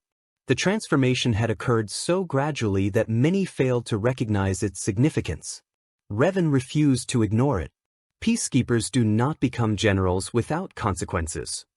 Murmurs spread throughout the chamber. Several masters shifted uneasily. Others frowned. The discussion that followed became one of the most significant ideological conflicts in modern Jedi history. Revan argued that the Council was allowing fear to reshape the Order. He warned that prolonged warfare would fundamentally alter Jedi culture. He pointed toward historical examples where noble institutions lost their purpose while pursuing necessary victories. He reminded them that Jedi were not trained to wage war. They were trained to preserve peace. The distinction remained essential. Without it, they risked becoming something else entirely. Many disagreed. Windu argued that extraordinary circumstances demanded extraordinary responses. Ki-Adi-Mundi emphasized the threat posed by separatist military forces. Others stressed their responsibility to protect innocent worlds. Their arguments carried merit. Revan acknowledged that the Republic faced genuine danger. The separatists represented a serious threat. Action was necessary. Yet he believed the Council was making a catastrophic mistake. Because once Jedi accepted war as their primary purpose, reversing the transformation would become nearly impossible. The debate lasted hours. No consensus emerged. No resolution satisfied everyone. But one thing became clear. The ideological divide within the Order had reached unprecedented levels.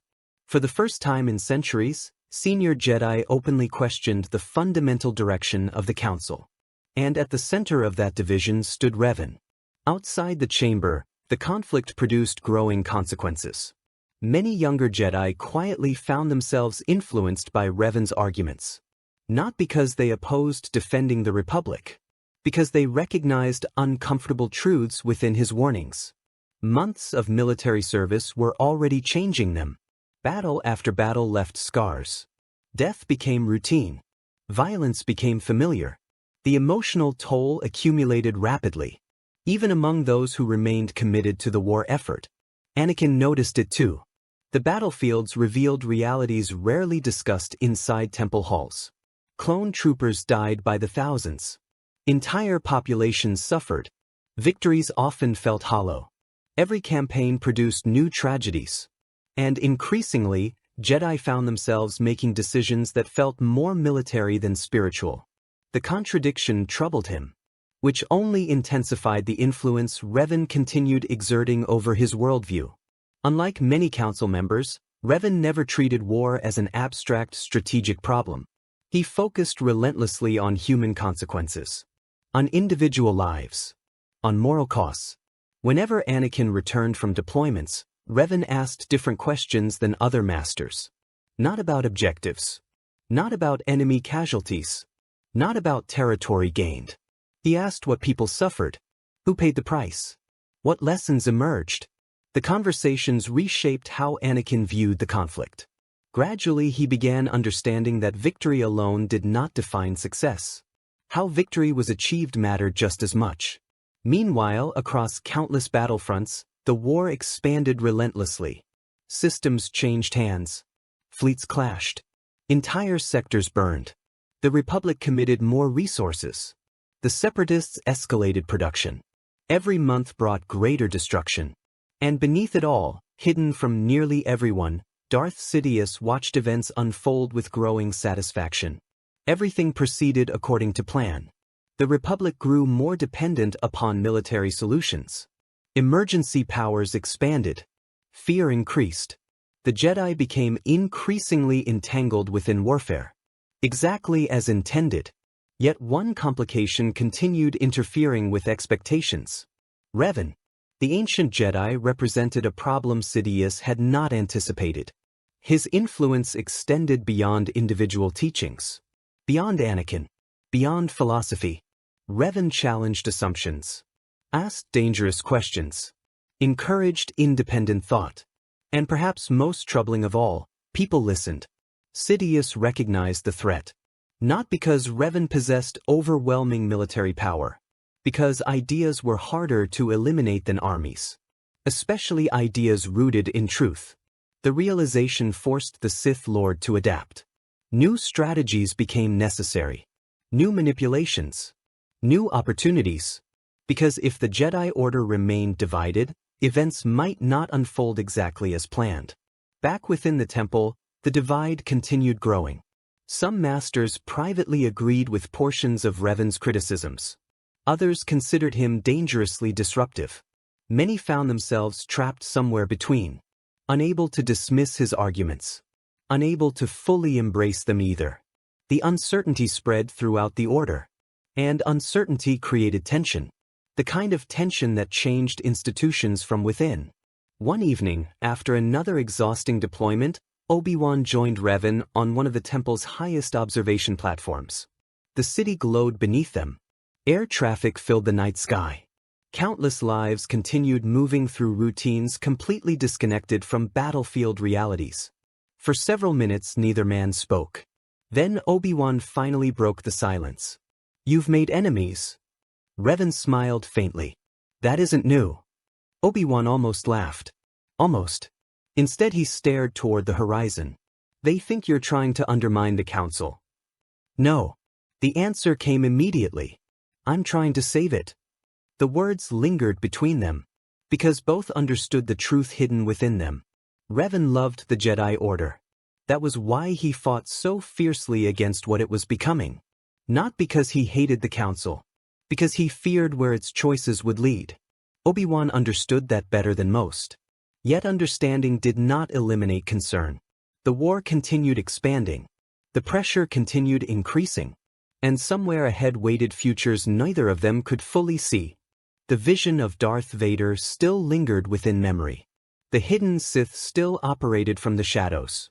The Republic continued drifting toward something dangerous. As night settled across Coruscant, Revan sensed the Force moving uneasily around him. The future remained uncertain. The war had only begun. And although most Jedi focused entirely on defeating the Separatists, Revan increasingly suspected that the greatest threat facing the Order was not waiting beyond the front lines. It was growing within the very institution sworn to protect the galaxy. The war consumed years. World after world disappeared into the furnace of galactic conflict. Entire sectors became graveyards filled with drifting wreckage and forgotten battlefields. Republic victories were answered by Separatist offensives. Every triumph created new losses.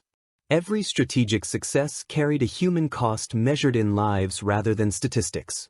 Across the galaxy, ordinary citizens increasingly accepted endless warfare as a permanent reality. That acceptance was exactly what Darth Sidious had always intended. From the highest office in the Republic, Chancellor Palpatine watched his masterpiece unfold with quiet satisfaction. Emergency powers expanded with every crisis. The Senate surrendered more authority in exchange for promises of security. Fear became policy. Uncertainty became dependence. The Republic moved steadily toward the future he envisioned. Yet beneath his satisfaction, another emotion had begun growing. Concern. Not concern regarding the Jedi Council. Not concern regarding Count Dooku. Not concern regarding military setbacks. Concern regarding Revan. Years earlier, when the ancient Jedi first emerged from the netherworld of the Force during Qui-Gon's funeral, Sidious had viewed him as a curiosity. A complication perhaps, but nothing more than another variable to manipulate. Even when Revan openly challenged the Council, the Sith Lord remained confident that institutional resistance would eventually isolate him. Instead, the opposite happened. Revan's influence grew. His warnings spread. His reputation strengthened. Jedi listened. Clone commanders respected him. Frontier worlds welcomed him. Even senators who disagreed with his conclusions often found themselves influenced by his arguments. Most troubling of all, Anakin Skywalker increasingly embodied lessons that threatened everything Sidious had spent decades constructing. The Chosen One was supposed to become vulnerable, fearful, dependent, isolated. Instead, Revan had given him perspective, had taught him to question manipulation, had shown him how attachment differed from possession. The future Sidious had foreseen was becoming increasingly uncertain. And uncertainty was dangerous. The Sith Lord understood something most beings never learned. A plan could survive opposition. A plan could survive setbacks. A plan could even survive failure. What it could not survive was unpredictability. Revan represented unpredictability. Therefore, Revan had to be removed. The decision came slowly. Not because Sidious doubted its necessity. Because he understood the difficulty involved. Killing Revan directly would be extraordinarily challenging. The ancient Jedi possessed centuries of experience. His mastery of both light and dark side philosophies gave him insight unlike any living Force user. Conventional assassins would fail. Direct confrontation carried enormous risks. The solution required subtlety, manipulation, the tools Sidious had always preferred. The first attacks came through politics. Throughout the Republic, influential senators began questioning Revan's role within the Jedi Order. Carefully planted rumors spread through political circles. Commentators on major HoloNet networks raised concerns about an ancient warrior influencing military decisions. Articles appeared questioning whether Revan's history during the Mandalorian Wars disqualified him from advising modern Jedi. The campaign operated with remarkable effectiveness. Not because the accusations were entirely false. Because they contained enough truth to appear credible. Revan had once defied the Council. He had once embraced darkness. He had once led armies. Those facts could not be denied. All Sidious needed to do was shape public perception. Gradually suspicion began spreading. Questions multiplied. Doubts emerged. Many citizens who had once admired Revan now found themselves wondering whether his influence truly benefited the Republic. The attacks extended beyond politics. Within the Jedi Temple itself, carefully selected information began reaching certain council members. Anonymous intelligence reports highlighted controversial statements. Military analyses portrayed Revan's philosophies as dangerous during wartime. Concerns regarding order unity became increasingly common. The strategy worked because it targeted existing divisions. Revan's ideological conflicts with the Council already existed. Sidious merely amplified them. Turned disagreements into tensions. Turned tensions into distrust. The fractures widened slowly. Almost invisibly. Exactly as intended. Yet despite these efforts, Revan remained standing. His reputation suffered little permanent damage. His influence continued growing. And Anakin remained firmly within his orbit. That was unacceptable. So Sidious escalated.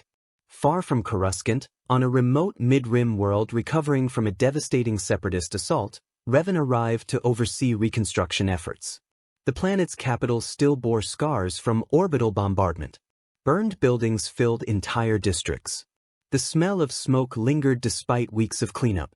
Refugees crowded temporary shelters while exhausted volunteers worked tirelessly to rebuild. It was precisely the kind of place Revan preferred. Not Senate chambers. Not military headquarters. Places where real people struggled with real consequences. The work continued peacefully for several days. Then the assassins arrived. They came at night. Professional killers equipped with advanced weaponry and extensive training. Their employer remained anonymous even to them. Large sums of money had purchased absolute secrecy. Their objective seemed simple: eliminate Revan. Unfortunately for them, simplicity rarely survived contact with reality. The attack began with coordinated explosions across the reconstruction district. Fires erupted. Buildings collapsed. Panic spread through refugee camps. The chaos served as distraction. While emergency responders rushed toward damaged areas, the assassins moved into position. They never reached their target. Revan sensed them long before the first shot. Years of warfare and force mastery had refined instincts beyond ordinary comprehension. The moment danger approached, awareness expanded through him like ripples across water. The assassins discovered too late that they were not hunting prey. They were confronting a predator. The battle lasted less than 3 minutes. When local security forces finally arrived, they found every attacker unconscious, disarmed, and restrained without fatal injuries. Revan stood among them untouched, almost disappointed, as though he had expected something more challenging.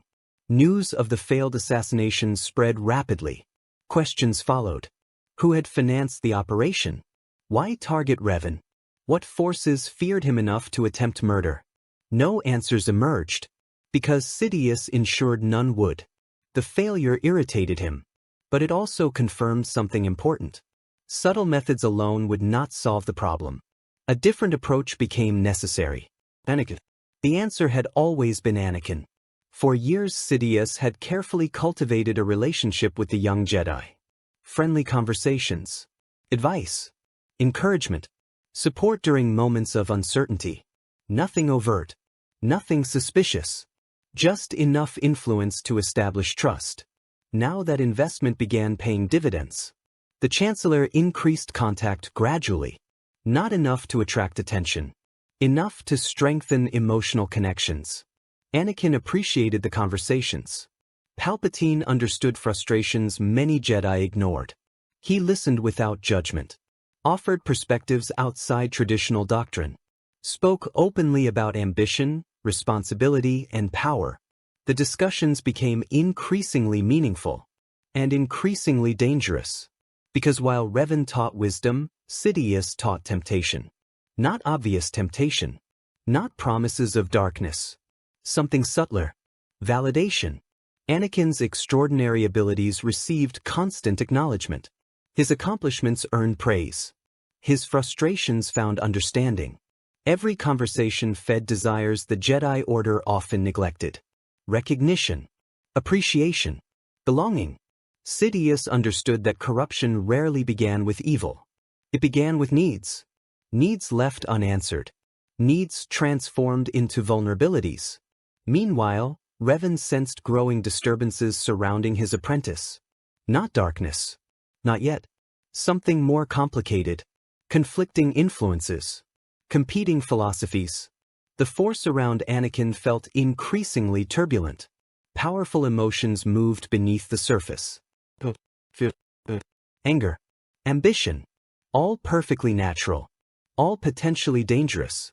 The ancient Jedi recognized the pattern because he had lived it himself. Long ago, Revan had walked similar paths. He understood how easily noble intentions could become destructive. One evening, after returning from another campaign, Anakin joined Revan within a quiet temple garden. Rain fell softly across stone pathways. Water shimmered beneath glowing lanterns. The peaceful atmosphere contrasted sharply with memories of battlefields still lingering in the young Jedi's thoughts. For a long time neither spoke. Then Revan finally broke the silence. The Chancellor influences you. It wasn't an accusation. Merely observation. Anakin looked toward the rain. He's a friend. Revan nodded. I know. The response surprised him. No criticism followed. No warnings. No demands. Only understanding, which somehow felt more unsettling. He believes in me. He does. Again, no argument. No denial. Because Sidious genuinely did believe in Anakin. In his power. In his potential. In what he could become.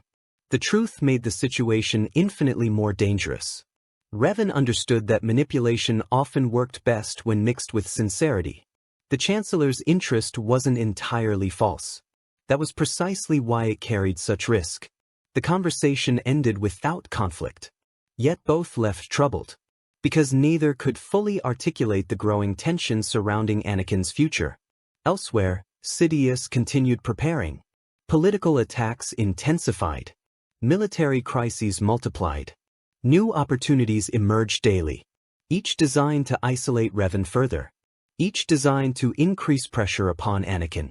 Each designed to move events toward inevitable conclusions.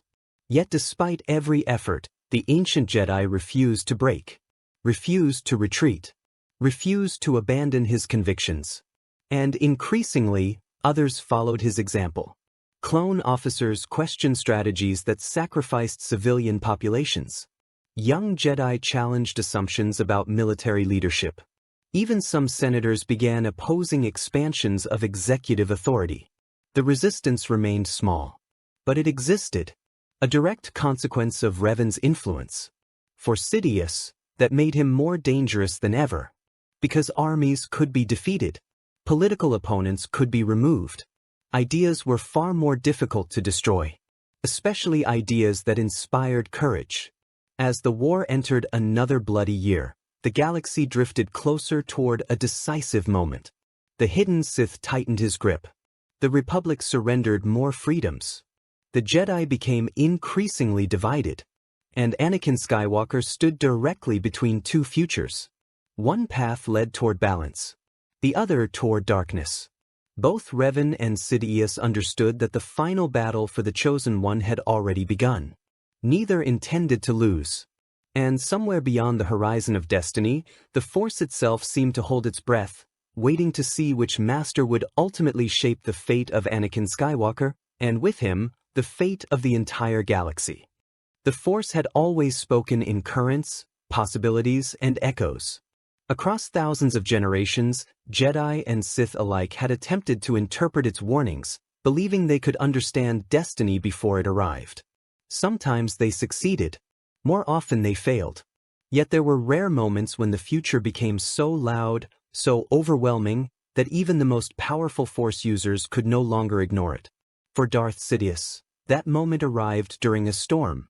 Rain hammered against the towering windows of the Chancellor's private office. Lightning flashed above the endless skyline of Coruscant. Traffic lanes glittered like rivers of light flowing between the planet city's colossal towers. To ordinary citizens, it appeared to be nothing more than another night in the capital. To Sidious, it felt like the beginning of a siege. The Dark Lord stood motionless before the viewport as unease settled deeper within him than it had in decades. Countless plans remained active. Political support continued growing. Emergency powers expanded steadily. The Jedi Order remained distracted by war. The Republic continued drifting toward the future he had carefully engineered. Yet the Force whispered a truth he could no longer deny. Something was coming. Something dangerous. Something he had failed to anticipate. For years, Revan had represented a problem. Now he represented a threat. The difference was enormous. A problem could be managed. A threat could destroy everything. Far below the Senate district, hidden beneath layers of security and secrecy, Darth Sidious descended into chambers few living beings knew existed. Ancient Sith artifacts lined the walls. Holocrons radiated faint crimson energy. Statues of forgotten Dark Lords stood silently within the shadows. Here, surrounded by relics of power accumulated across centuries, Sidious sought answers. Instead, he found confirmation of his fears. The ancient Sith texts spoke of convergence points. Moments when countless futures collapsed into a handful of possibilities. Moments when individuals became capable of altering history itself. The Force indicated that such a convergence was approaching. and at its center stood Revan and Anakin Skywalker. Elsewhere, within the Jedi Temple, Revan reached a similar conclusion. The difference was that his response involved action rather than preservation. For years he had investigated. For years he had watched. For years he had assembled fragments. Now the pieces finally connected. The realization came through dozens of separate discoveries gathered across multiple campaigns. Intelligence recovered from captured separatist commanders. Financial records hidden within Senate archives. Testimonies from agents operating in the Republic's shadows. Ancient Sith clues uncovered during investigations stretching across the galaxy. Individually, none proved anything. Together, they revealed an impossible truth. One man stood at the center of everything. One individual benefited from every development. One figure possessed access to every major institution involved in the war. Chancellor Palpatine. The conclusion should have sounded absurd. It didn't, because the evidence had become overwhelming. Revan spent 3 sleepless days reviewing every detail, testing every assumption, searching desperately for flaws. He found none. The hidden Sith Lord manipulating the Republic and the Separatists was not merely connected to Palpatine. He was Palpatine. The realization carried enormous consequences. Not simply because of who the Chancellor was, because of what exposing him would mean. The Republic stood balanced on a knife's edge. The Senate remained fragile. The war consumed enormous resources. Millions already questioned whether democracy could survive. Revealing that the Chancellor himself had orchestrated the conflict risked plunging the galaxy into complete chaos. Yet allowing him to continue guaranteed something worse. A future called Empire. A future called Vader. A future Revan had already seen. The choice became unavoidable. The truth had to emerge. Even if the consequences terrified him. The first people he informed were Obi-Wan and Anakin. The meeting occurred deep within a secure chamber beneath the temple. Heavy stone walls blocked surveillance. Force barriers concealed their presence. Every precaution reflected the gravity of the discussion. When Revan presented the evidence, silence dominated the room. Obi-Wan stared at the assembled data with growing disbelief. Anakin looked physically ill. For years, Palpatine had been part of his life. A mentor. A friend. Someone he trusted. Someone who had always seemed to believe in him. Accepting the truth felt almost impossible. Yet the evidence refused to disappear. Every piece connected. Every trail led toward the same conclusion. Finally, Obi-Wan spoke. The Chancellor is Darth Sidious. The words sounded unreal, like a nightmare given form. Revan nodded. Yes. The silence that followed felt heavier than any battlefield. Anakin looked away. Rain tapped softly against distant windows. The hum of temple machinery echoed faintly through ancient stone. Small sounds, normal sounds, yet everything felt different. Because nothing would ever be normal again. The Republic itself had become compromised. The war itself had become compromised. History itself had become compromised. And now they stood responsible for stopping it. The challenge extended beyond exposing Palpatine. Arresting him would require proof capable of convincing the Senate. Military support. Jedi cooperation. Political allies. Failure meant disaster. Success might still create disaster. Yet there was no alternative. The campaign began immediately. Trusted allies received carefully controlled information. Bail Organa joined first. Then Mon Mothma. Several respected senators followed. Within the military, select clone commanders quietly aligned themselves with the effort. Jedi Masters sympathetic to Revan's concerns offered assistance. The coalition remained small. It had to remain small. One mistake could alert Sidious. One leak could destroy everything. For several tense weeks, both sides maneuvered invisibly.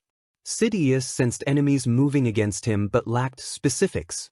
Revan gathered support while concealing intentions. The galaxy continued functioning normally. Most citizens remained unaware that history balanced upon a razor's edge. Then everything changed. The first sign came through intelligence intercepts. Several agents investigating Senate corruption vanished simultaneously. Their safe houses were destroyed. Their communications erased. Their contacts murdered. Sidious had detected movement. The hunt had begun. From that moment forward, events accelerated rapidly. Assassination attempts increased. Political attacks intensified. Separatist offensives erupted unexpectedly across key sectors. The hidden war moved into open conflict. Anakin found himself at the center of it all. Because Sidious finally abandoned subtlety. The Chancellor requested a private meeting. Against Revan's recommendations, Anakin attended. Not because he trusted Palpatine. Because he needed answers. The meeting occurred within the Chancellor's office late at night. Coruscant glittered beyond massive windows. Thunder rolled across distant skies. The atmosphere felt strangely familiar, as though history itself remembered this moment. Palpatine appeared calm. Almost relieved. As though years of deception had become exhausting. For the first time, masks fell away. No manipulation. No half-truths. No pretenses. The Dark Lord revealed himself. He spoke of power. Of destiny. Of the Jedi's failures. Of Revan's hypocrisy. He offered understanding. Control. The ability to protect everyone Anakin loved.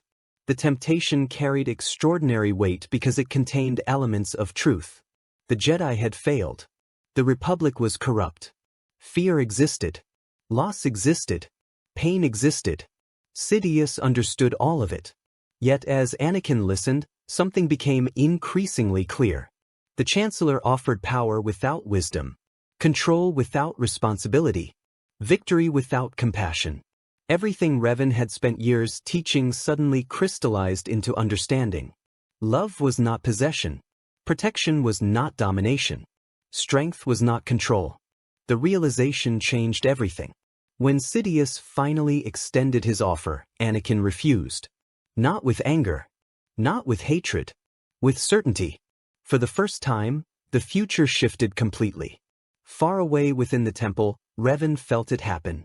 A great shadow trembled. Destiny changed direction. The moment had arrived. The trap closed. Within hours, Jedi strike teams moved. Senatorial warrants activated. Clone commanders loyal to the Republic received emergency orders. The campaign against Sidious entered its final phase. Coruscant erupted into chaos. Security forces mobilized across government districts. Senate buildings entered lockdown. Emergency broadcasts flooded communication networks. Rumors spread faster than facts. Few understood what was happening. Everyone understood something enormous had begun. The confrontation itself unfolded within the Senate district. Sidious abandoned political disguises entirely. The Chancellor vanished. Darth Sidious emerged.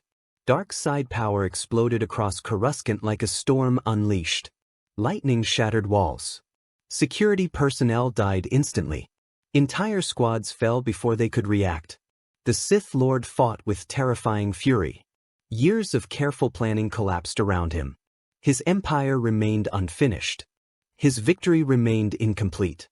And he blamed Revan for all of it. The battle that followed became legend. Jedi Masters confronted Sidious across government chambers transformed into war zones. Lightsabers illuminated smoke-filled corridors. Crimson lightning carved destruction through Durasteel walls.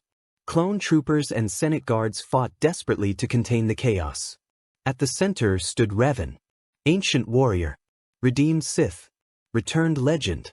For years he had prepared for this confrontation. Not through combat training. Through understanding. Because defeating Sidious required more than strength. It required breaking the illusion sustaining him. The final duel carried them into the Senate itself. Empty platforms drifted beneath towering ceilings. Lightning flashed beyond shattered windows. The heart of galactic democracy became a battlefield. Sidious attacked with overwhelming power. Revan matched him. Blue and crimson energy illuminated the chamber.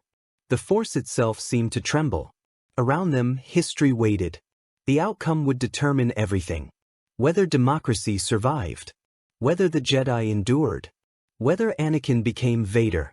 Whether the Republic became Empire. Every possibility converged. Every future balanced upon a single conflict. And for the first time in decades, Darth Sidious found himself facing something he could neither manipulate nor control. The grand plan that had consumed an entire lifetime was collapsing. Not because of superior power. Not because of superior strategy.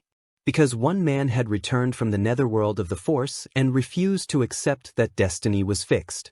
And as the duel reached its climax beneath the shattered dome of the Galactic Senate, the fate of the galaxy finally hung not upon prophecy or politics, but upon the choices of those willing to fight for a different future. The Senate chamber had witnessed triumphs, betrayals, declarations of war, and the rise of civilizations.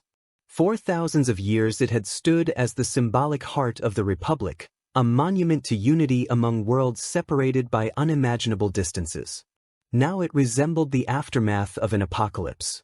Massive sections of the chamber lay shattered. Floating senatorial platforms drifted aimlessly through clouds of smoke and debris. Jagged scars carved by lightsabers and force lightning stretched across ancient walls. Fires burned in distant sections of the colossal structure, casting flickering orange light across the destruction. At the center of that ruin stood the three figures upon whom the future of the galaxy now depended: Revan, Darth Sidious, and Anakin Skywalker. The duel between Revan and Sidious had already surpassed anything witnessed during the Clone Wars. Their clash was not simply a battle of skill. It was a collision between opposing visions of existence itself. Every strike carried decades of experience. Every exchange reflected philosophies forged through suffering, sacrifice, and hard-won understanding. Crimson lightning screamed through the chamber while brilliant waves of force energy erupted from Revan's defenses. The floor trembled beneath their power. Entire sections of shattered stone lifted into the air before being hurled aside by invisible forces colliding against one another. Yet even as they fought, both men understood a deeper truth. Neither of them represented the true center of this moment. That role belonged to Anakin. Because for all of Sidious's planning and all of Revan's efforts, the future had always revolved around a single choice. The choice of the Chosen One. Far above Coruscant, thousands of ships battled across orbit. Republic loyalists clashed against forces still loyal to the Chancellor. Emergency transmissions flooded every communications channel. Confusion gripped entire sectors. Across the galaxy, worlds waited for answers. Nobody yet knew who would emerge victorious. Within the Force, the uncertainty felt even greater. The currents of destiny swirled around Anakin like a hurricane. He could feel them. For years he had sensed conflicting futures. Now they stood before him. On one side stood Sidious. The promise of absolute power. The ability to impose order upon chaos. The strength to protect loved ones through domination and control. The path that led toward Darth Vader. On the other side stood the traditional Jedi path. Duty, discipline, detachment, service to ideals greater than oneself. A path filled with honor but also burdened by the same flaws Revan had spent years exposing. Neither felt complete. Neither felt right. Because over the course of his training, Anakin had learned something neither the Jedi Council nor Sidious truly understood. Life could not be reduced to absolutes. Attachment was not automatically weakness. Emotion was not automatically corruption. Power was not automatically evil. Nor was self-denial automatically wisdom. Revan had taught him something deeper. Balance required choice. Responsibility. Understanding. The acceptance that strength existed to serve others rather than dominate them. Those lessons now faced their ultimate test. The duel intensified. Sidious unleashed a storm of force lightning unlike anything seen since the ancient Sith Wars. Blinding torrents of energy flooded the Senate chamber. Platforms exploded apart. Molten metal rained downward. Even Revan struggled to contain the assault. For the first time during the battle, the ancient Jedi began losing ground. Slowly, relentlessly, Sidious pressed forward. His eyes burned with hatred. Years of planning lay in ruins around him. His empire remained unfinished. His victory stolen. His future slipping away. Desperation transformed him into something even more dangerous. The dark side surged through every fiber of his being. The chamber darkened. Shadows twisted unnaturally.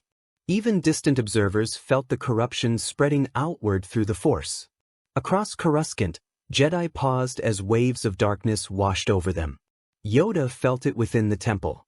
Obi-Wan felt it from a command center several districts away. Billions sensed fear without understanding its source. The fate of civilization balanced upon a knife's edge. Revan staggered beneath the assault. Stone cracked beneath his boots. Ancient muscles strained. For all his power and experience, he remained only one man. Sidious sensed weakness. The Dark Lord smiled. Victory seemed close enough to taste. Then Anakin moved. Not with anger. Not with fear. Not with desperation. With clarity. The Force flowed around him differently than ever before. For years he had struggled against expectations. The Jedi expected restraint. Sidious expected ambition. The galaxy expected prophecy. Everyone expected him to become something predetermined. Something chosen. Something inevitable. At that moment he rejected all of it. Destiny was not a prison. The future was not fixed. Revan had proven that. The Force was not demanding obedience. It was offering possibility. Anakin ignited his lightsaber. The blue blade cut through smoke and darkness. Its familiar hum echoed across the ruined chamber. Sidious turned toward him. For a brief instant, uncertainty crossed the Sith Lord's face. Because he realized something had changed. The young man he spent years manipulating no longer existed. The frightened apprentice. The conflicted student. The isolated warrior. They were gone. Standing before him was someone entirely new. Someone who had learned from both Obi-Wan and Revan. Someone who understood compassion without weakness. Strength without domination. Love without possession. For the first time, Sidious truly feared Anakin Skywalker. The battle became three-sided. Anakin joined Revan. Not as an apprentice. As an equal partner. Together they confronted the Dark Lord. The contrast proved overwhelming. Revan represented wisdom earned through failure. Anakin represented hope unbroken by fear. Sidious found himself trapped between past and future. Between experience and potential. Between redemption and corruption. The duel that followed became one of the greatest confrontations in galactic history. Lightsabers flashed through storms of lightning. Platforms shattered beneath waves of Force energy. Entire sections of the Senate chamber collapsed. Outside, thunder rolled across Coruscant's skyline as though the planet itself reacted to the conflict. Every movement carried consequences. Every strike echoed through destiny. Yet despite all his power, Sidious gradually lost ground. Not because his abilities diminished. Because his opponents fought for something stronger than victory. They fought for the future. For people. For possibility. The dark side offered power through selfishness. The light offered strength through selflessness. Sidious had always understood that lesson intellectually. For the first time, he experienced its reality. The realization came too late. The decisive moment arrived suddenly. Revan absorbed a devastating burst of lightning and redirected its momentum. Sidious shifted his attention toward the ancient Jedi. That brief opening was enough. Anakin acted instantly. Years of training converged into a single flawless motion. His lightsaber struck. The blade passed through Sidious's defenses. The Dark Lord staggered backward. Shock crossed his face. Then anger. Then disbelief. For decades he had controlled every outcome. For decades he manipulated every opponent. For decades he believed himself destined to rule forever. Now he understood the truth. He had lost. Not to fate. Not to prophecy. To choice. The Force erupted. A wave of energy exploded outward from the center of the chamber. Windows shattered. Debris scattered. Darkness receded. For a brief moment, everyone sensitive to the Force felt it. Relief. Balance. Darth Sidious fell. The Sith Lord's reign ended before it could fully begin. Silence followed. Heavy. Uncertain. Transformative. The Clone Wars did not end immediately. The Republic's problems did not vanish overnight. Corruption remained. Conflict remained. Pain remained. Yet something fundamental had changed. The future had been rewritten. Years later, historians would debate exactly what happened within the Senate chamber. Some viewed it as the victory of the Jedi. Others viewed it as the triumph of democracy. Many considered it the moment the Republic saved itself. Those closest to the truth understood something different. The victory belonged neither to institutions nor governments. It belonged to individuals willing to choose a better path. In the months that followed, the consequences reshaped civilization. The Jedi Order underwent profound reforms. The Council abandoned many traditions that had contributed to its stagnation. Emotional understanding replaced rigid detachment. Service replaced arrogance. Reflection replaced certainty. The Republic began recovering from years of manipulation. The Clone Wars gradually ended as separatist leadership collapsed without Sith influence. Countless worlds began rebuilding. Most importantly, Anakin Skywalker never became Darth Vader. The name vanished into possibility. A future that never happened. A nightmare prevented before it could be born. Instead, Anakin forged something entirely new. Neither traditional Jedi nor fallen Sith. Neither slave to emotion nor prisoner of detachment. He became a symbol of balance. A living example that compassion and strength could coexist. That love did not require possession. That power did not require domination. Years later, young Force users would study his teachings alongside those of Revan. Together, their philosophies helped shape a new era. An era neither man could have created alone. As for Revan, his purpose finally neared completion. The ancient Jedi spent several years helping rebuild what had nearly been lost. He guided the Order through reform.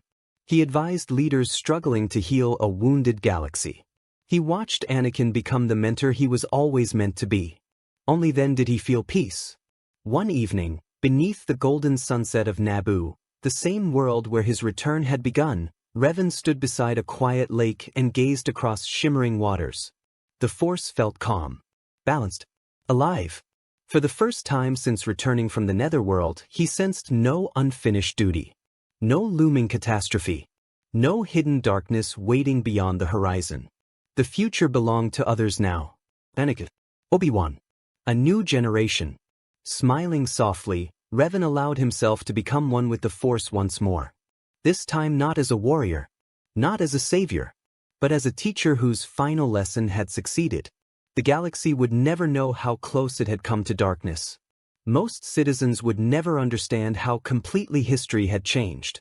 Yet somewhere within the endless currents of the Force, the difference remained.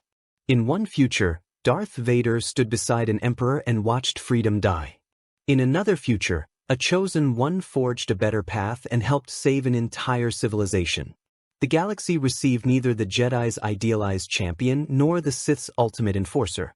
It received something far greater. It received Anakin Skywalker as he was always meant to be. A hero who chose his own destiny. History remembered the Clone Wars as a time of suffering, sacrifice, and transformation.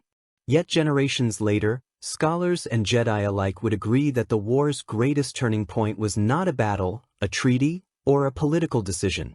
It was the return of one man from the Netherworld of the Force. Revan's arrival changed everything because he challenged assumptions that had gone unquestioned for centuries. He forced the Jedi to confront their failures. He exposed the dangers hidden within rigid doctrine. He taught Anakin Skywalker that the future was not a prison built by prophecy. Most importantly, he proved that redemption was stronger than destiny. The Republic survived because individuals chose courage over fear. The Jedi survived because they chose growth over pride. Anakin survived because he chose balance over extremism. The Sith fell because they could not understand a simple truth. Power gained through control will always fear freedom. In the years that followed, a stronger Jedi Order emerged. The Republic entered an age of renewal rather than collapse. Worlds once destined to suffer beneath Imperial rule instead experienced peace. The scars of war remained, but so did hope. And within the Force, the legacy of Revan endured. Not as a conqueror, not as a legend, but as a reminder that even the darkest future can be changed. Because destiny is never truly written. It is chosen. The multiverse doesn't end here. New invasions, new empires, and new worlds collide daily. If you enjoy deep cinematic what-if scenarios like this, subscribe and join Multiverse Galaxy if